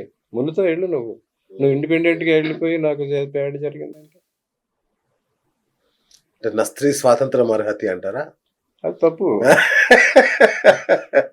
దానికి ఇంకా ఉంది. మీరు ఒక పాయింటే పట్టుకుంటున్నారు అందరూ. అవును. అక్కడ కండిషన్స్ ఉన్నాయి, అన్ని చెప్పరు.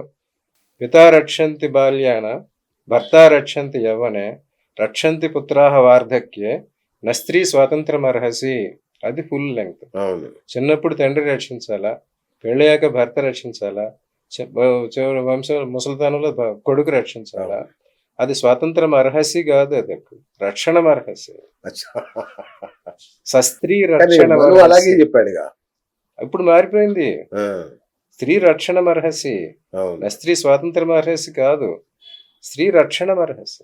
ఆమె ప్రొటెక్షన్ ఇవ్వాలా. ఓకే. మీరు మీ గవర్నమెంట్లో చెప్పి రూల్స్ మార్పించారు. Right sir. వివాహ వయస్సు శాస్త్రీయంగా కానీ ఆచారం ప్రకారం కానీ ఎంత ఉండాలి? నిర్దిష్టమైన వివాహ వయసులో ఈ వయసులో చేస్తే మంచి జరుగుతుంది అనే ఖచ్చితమైన వివాహ వయసు ఏదైనా ఉందా?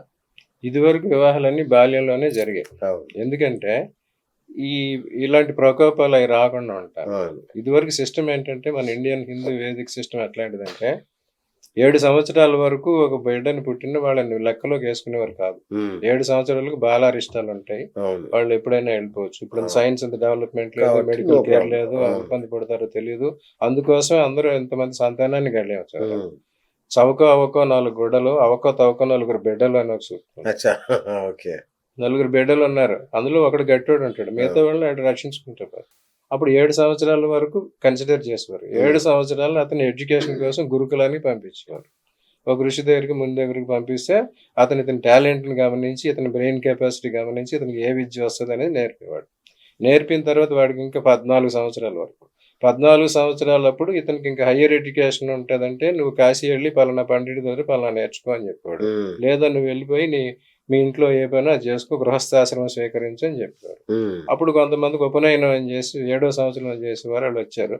ఆ వచ్చిన తర్వాత గృహస్థాశ్రమం స్వీకరించడానికి అప్పుడు చెప్పారు అన్నమాట. సో 14 to 21 ఇయర్స్ లోపు అప్పుడు మ్యారేజ్ ఏజ్ అనమాట. అదేం చేశారు, కొన్ని వర్ణాలలో ఉపనయనం చేసి పెట్టిన తర్వాత కొంతమంది వ్యవసాయ కుటుంబాలు అటువంటి వాళ్ళు చిన్నప్పుడే ఈ తర్వాత పెళ్లి అయిన తర్వాత ఖర్చులు ఎక్కువ అవుతాయి, అది చిన్న వయసులోనే పెళ్లిళ్ళు చేయటం, తర్వాత వీళ్ళు కలిసి పెట్టుండిపోతారు అనేది వచ్చింది. కానీ 14 ఇప్పుడేమో అఫీషియల్ గా 18 ఇయర్స్ అడల్ట్ వయసు అంటున్నారు. కానీ అడల్ట్ వయసు అంటే శరీరం పెరుగుద్ది కానీ బుర్ర పెరగదు, మనసు పెరగదు, మెచ్యూరిటీ పెరగదు. కనీసం 21-25 ఇయర్స్ వచ్చే వరకు ఎవరిలోనూ మెచ్యూరిటీ రాదు. అదే ఆడవాళ్ళకైతే కొంచెం అబ్జర్వేషన్ ఎక్కువ ఉంటుంది కనుక వాళ్ళకి కొంచెం తొందరగా వస్తుంది, వేరే మగవాళ్ళకి అంత లేదు. సో అప్పుడు పెట్టింది ఏంటంటే 14, 16, 21 సంవత్సరాల మధ్యలో పెళ్లి చేయమన్నారు. ఇప్పుడు 21 తర్వాత, ఇప్పుడు 25. ఇప్పుడు మినిమం లేడీస్కి 25, జెంట్స్కి 30 అయిపోయింది. అది దానికి ఒక సిస్టమ్ అంటే ఏం లేదు. ఇప్పుడు దేశకాలమాన పరిస్థితుల ప్రకారం చాలా మంది ఇదివరకు 70s లో 60s లో పుట్టిన వాళ్ళు కుటుంబ భారం కోసం అసలు పెళ్లి చేసుకో, పెద్ద కొడుకు ఉండి వెనకాల పిల్లలు ఉంటే వాళ్ళని పోషించడం కోసం, వాళ్ళు పెళ్లిళ్ళు చేసుకోవడం కోసం ఉండిపోయి వాడు పెళ్లి లేకుండానే ఉండిపోయిన పరిస్థితి. అలాగే చాలా మంది ఆడవాళ్ళు ఎక్కువ టీచర్స్ చేసుకుంటా అందరికి పెళ్లిళ్ళు చేసి వాళ్ళు ఉండిపోయి వృద్ధ కన్యలు కానీ మిగిలిపోయి, అది కూడా ఇవన్నీ అందుకోసం స్పెసిఫిక్ లేదు. ఎప్పుడైతే మీకు సోషల్ ఎకనామిక్ ఇండిపెండెన్స్ వచ్చిందో అన్ని కండిషన్స్ బాగున్నాయి చేయాలి. చాలా మంది ఇప్పుడు ఏం చేస్తున్నారు, నాకు ఉద్యోగం లేదు పోషించుకోలేని పరిస్థితి ఉంది, ఎట్లా పెళ్లి చేసుకోవాలి అని అనుకుంటున్నారు. నీకు ఇప్పుడు ఉద్యోగం లేదు, పెళ్లి చేసుకోవు, నీకు 50 సంవత్సరాలు ఉద్యోగం వచ్చింది, అప్పుడు పెళ్లి చేసి దొరుకుతారా? ఎప్పుడు వయసులో ఏ జరగాలో ఆ ముచ్చట జరగాలి. ఇప్పుడు నువ్వు పెళ్లి చేసుకో, ఉన్నదే తినండి, తర్వాత వస్తుంది. అలా చేసుకుంటాం. రైట్ గురుగారు. పెళ్లి ఏ నెలలో చేసుకుంటే మంచిది సంవత్సరంలో? మాసాలంటే దాన్ని పర్టికులర్గా లేదు, కానీ మన తెలుగు సిస్టమ్ ప్రకారం ఏం చెప్పారంటే వైశాఖం, జ్యేష్టం, పాల్గొనం, మాఘం ఈ 4 మాసాల్లో మంచిదని చెప్పారు. అచ్చా అచ్చా. మన సిస్టమ్స్ అన్ని చెప్పానుగా, సోషియో రిలీజియస్ ఎకనామిక్ యాక్టివిటీ, వ్యవసాయానికి వాటికి భంగం రాకుండా. అచ్చా అచ్చా. వైశాఖ మాసం, జ్యేష్ఠ మాసం గ్రీష్మ ఋతువు, ఎండాకాలం. ఆ. అప్పుడు ఏం పనులు ఉండవు, పంటలు పండవు, అందుకోసం అయిపోయాయి. ఉమ్, పాల్గొన మాసం, మాఘ మాసం తర్వాత పనులు అయిపోతాయి, ఉమ్. అప్పుడు అక్కడ పెట్టారు. అచ్చా ఈ అచ్చా. 4 మాసాల్లో చేసుకుంటే మంచిదని చెప్పి. Very nice. నెక్స్ట్ కార్తీకం, మార్గశిరం అవి కొంచెం మీడియం, మిగతా మాసాలు మాత్రం వద్దని చెప్పారు. ఆషాఢం, ఆషాఢం బ్యాన్ పెట్టారు. అసలు bad. ఆషాఢం ఎందుకు బ్యాన్? ఆంధ్రప్రదేశ్ లోనే ఆషాఢం ఉంది, అవునా? మిగతా నార్త్ లో ఎక్కడ ఆషాఢం లేదు. అయ్యో. ముఖేష్ అంబానీ కొడుకు పెళ్లి ఎప్పుడు జరిగింది మరి? ఆషాఢ మాసం. మరి? ఆకాష్ అంబానీ ఎవరు, అతని పెళ్లి ఎప్పుడు జరిగింది? ఓకే. ఆషాఢంలో జరిగింది. నార్త్ లో ఆషాఢం పట్టింపలేదు. మన ఆంధ్రప్రదేశ్ లోను ఈ అగ్రేరియన్ ఎకానమీ కనుక దీనికి రిలేటెడ్ గా అన్ని సిస్టమ్స్ పెట్టుకున్నారు. ఓకే. ఇప్పుడు మీరు పని ఎక్కువ ఉంటే భోజనం స్కిప్ చేస్తున్నారు కదా, అవును. 1 దాకా ఉంటున్నారు కదా, అవును. అట్లా. అచ్చా. ఆవిడ వరి కోతల పని ఉంటుందని ఆషాఢ మాసం పెట్టుకున్నారు. అందుకే ఆ అత్తారింటికి వెళ్ళకూడదు, ఆషాఢ మాసం మంచి చలికాలం, వర్షాలు కురుస్తూ ఉంటాయి, ఇద్దరు ఉంటారని చెప్పి అది వదిలిపెట్టి రారని చెప్పి అటువంటి సిస్టమ్ పెట్టారు. అట్లాగే కొన్ని కొన్ని పరిస్థితులు కూడా ఏంటంటే, ఇప్పుడు చూడండి, మన మొక్కలు మొలుస్తాయి, మనం విత్తనాలు వేస్తాం, పంట కానీ మొక్క కానీ ఎప్పుడు మొలుస్తాయి? ఎప్పుడు ఏ టైంలో మొలుస్తాయి? ఆ ఋతువు ఏది? మన శరత్ ఋతువు. ఏదైనా కానివ్వండి, మనం మొత్తం మొలకలు వేసామంటే ఏ మొలకైనా నైట్ టైమే మొలుస్తుంది. అచ్చా. Okay okay. డే టైంలో మొక్కలు మొలవు. అవునా? ఓకే. మన తెల్లారి విత్తనాలు నాటి పెట్టి రోజంతా చూస్తే ఉండదు, కొడుకుని చూసేసరికి నైట్ మొలుస్తాయి. ఎందుకంటే నైట్ లో చంద్రుడి ప్రభావం ఉంటుంది. ఎంత పవర్ రావాలో అది అమృతం, చంద్రుడి కిరణాలు అమృతం అంటారండి. దానివల్ల లైఫ్ వస్తుంది. ఆ రకంగానే మన పెళ్ళైన తర్వాత కూడా శోభనం చేసేది కూడా నైట్ లో ప్రిస్క్రైబ్ చేస్తాం. మంచి సమయం చూసి చేసి విత్తనం నాటినట్టే ఆ విత్తనం మొలకెత్తాలి, దాని మీద చంద్ర ప్రభావం ఉండాలి, అందుకోసం చేస్తాం. మామూలు విషయాలు కాదండి, మైండ్ బ్లోయింగ్. అసలు ఎప్పుడు వినలా. ఇంకొకటి గురుగారు, ఒక 2 తేదీలు ఏదో చెప్తారు ఏ నెలలో కూడా, ఆ 2 తేదీల్లో మాత్రం పెళ్లి చేసుకోవద్దు, చేసుకుంటే ఆ పెళ్లి పెటాకులే. అవన్నీ న్యూమరాలజీ ప్రకారం వాటి ప్రకారం కిట్టించినవి తప్ప పెళ్లికి అసలు డేట్ తో నా సంబంధం లేదు. ముహూర్తం పెడతారు కదా, ముహూర్తమే దానికి ముఖ్యం. ఓకే. ఇక ఏ డేట్ ఏదో న్యూమరాలజీ ప్రకారం ఏదో చేసినవి తప్ప అదే దానికి ఏమి తంబ్రూలు జ్యోతిష్ శాస్త్ర ప్రకారం దాని ప్రకారం అదేం లేదు, ఏమి నిషేధాలు లేవు. సూపర్. సో గురుగారు, ఫైనల్ గా చెప్పండి, ఇప్పుడు పెళ్లి చేసుకోవాలనుకుంటున్న జంటలకి, పెళ్లి చేయాలి మా పిల్లలకి అనుకునే తల్లిదండ్రులకి ఫైనల్ గా మీరు ఇచ్చే సలహా సూచన ఏంటి? చెప్తున్నా, ఇప్పుడు దేశకాలమాన పరిస్థితులు బట్టి ఇద్దరు ఈక్వల్ గా ఉంటున్నారు. ఇంతవరకు పెళ్లిళ్ళు అబ్బాయి బర్త్డే చేసేవాళ్ళు, అది సరిపోదు. ఇప్పుడు అమ్మాయి కూడా వచ్చింది. సో ఇద్దరి జాతకాలు పరిశీలించుకుని ఇద్దరికి ఎలాంటి గ్రహాలు ఉన్నాయి, ఎలాంటి కంపాటబుల్ ఉన్నాయి చూసుకోవాలి. తర్వాత నేను చెప్పిన సఖ్యం, సౌఖ్యం, సహచర్యం, సంతానం, సహధర్మం వాటిని ఎఫెక్ట్ చేసే గ్రహాలు చంద్రుడు, శుక్రుడు, బుధుడు, గురువు, శని, ఈ 5 గ్రహాల్లో ఎన్ని అనుకూలం ఉన్నాయి చూసుకుని, వాళ్ళకి తర్వాత వచ్చే దశల్లో ఎటువంటి దశలు ఉన్నాయి అవి చూసుకుని ఆ జాతకాలు కలుపుకోవచ్చు. తర్వాత ఇంకోటి ఏంటి, ఇద్దరి ఇన్ని కాగా ఇంకా మిగతా దోషాలు మిగిలిపోతాయి. అటువంటి దోషాన్ని కూడా నివృత్తి చేసే ముహూర్తం పెట్టుకుంటే ఆ పెళ్లి 90% సక్సెస్ అవుతుంది. మీ దగ్గరకు వస్తే పెడతారా గురుగారు ముహూర్తాలు? పెడతారు కదా అమ్మయ్య. ఓకే. సో ఈ పాడ్కాస్ట్ చూసిన ప్రతి ఒక్కరు మీకు ఇట్లా పెళ్లికి సంబంధించి ఏ ఇష్యూ ఉన్నా, ఏ సమస్య ఉన్నా గురుగారికి కింద నెంబర్లో ఒక కాల్ కొట్టారంటే, ఆయన జ్ఞానం చూశారు కదా, మామూలు జ్ఞానం కాదు అది.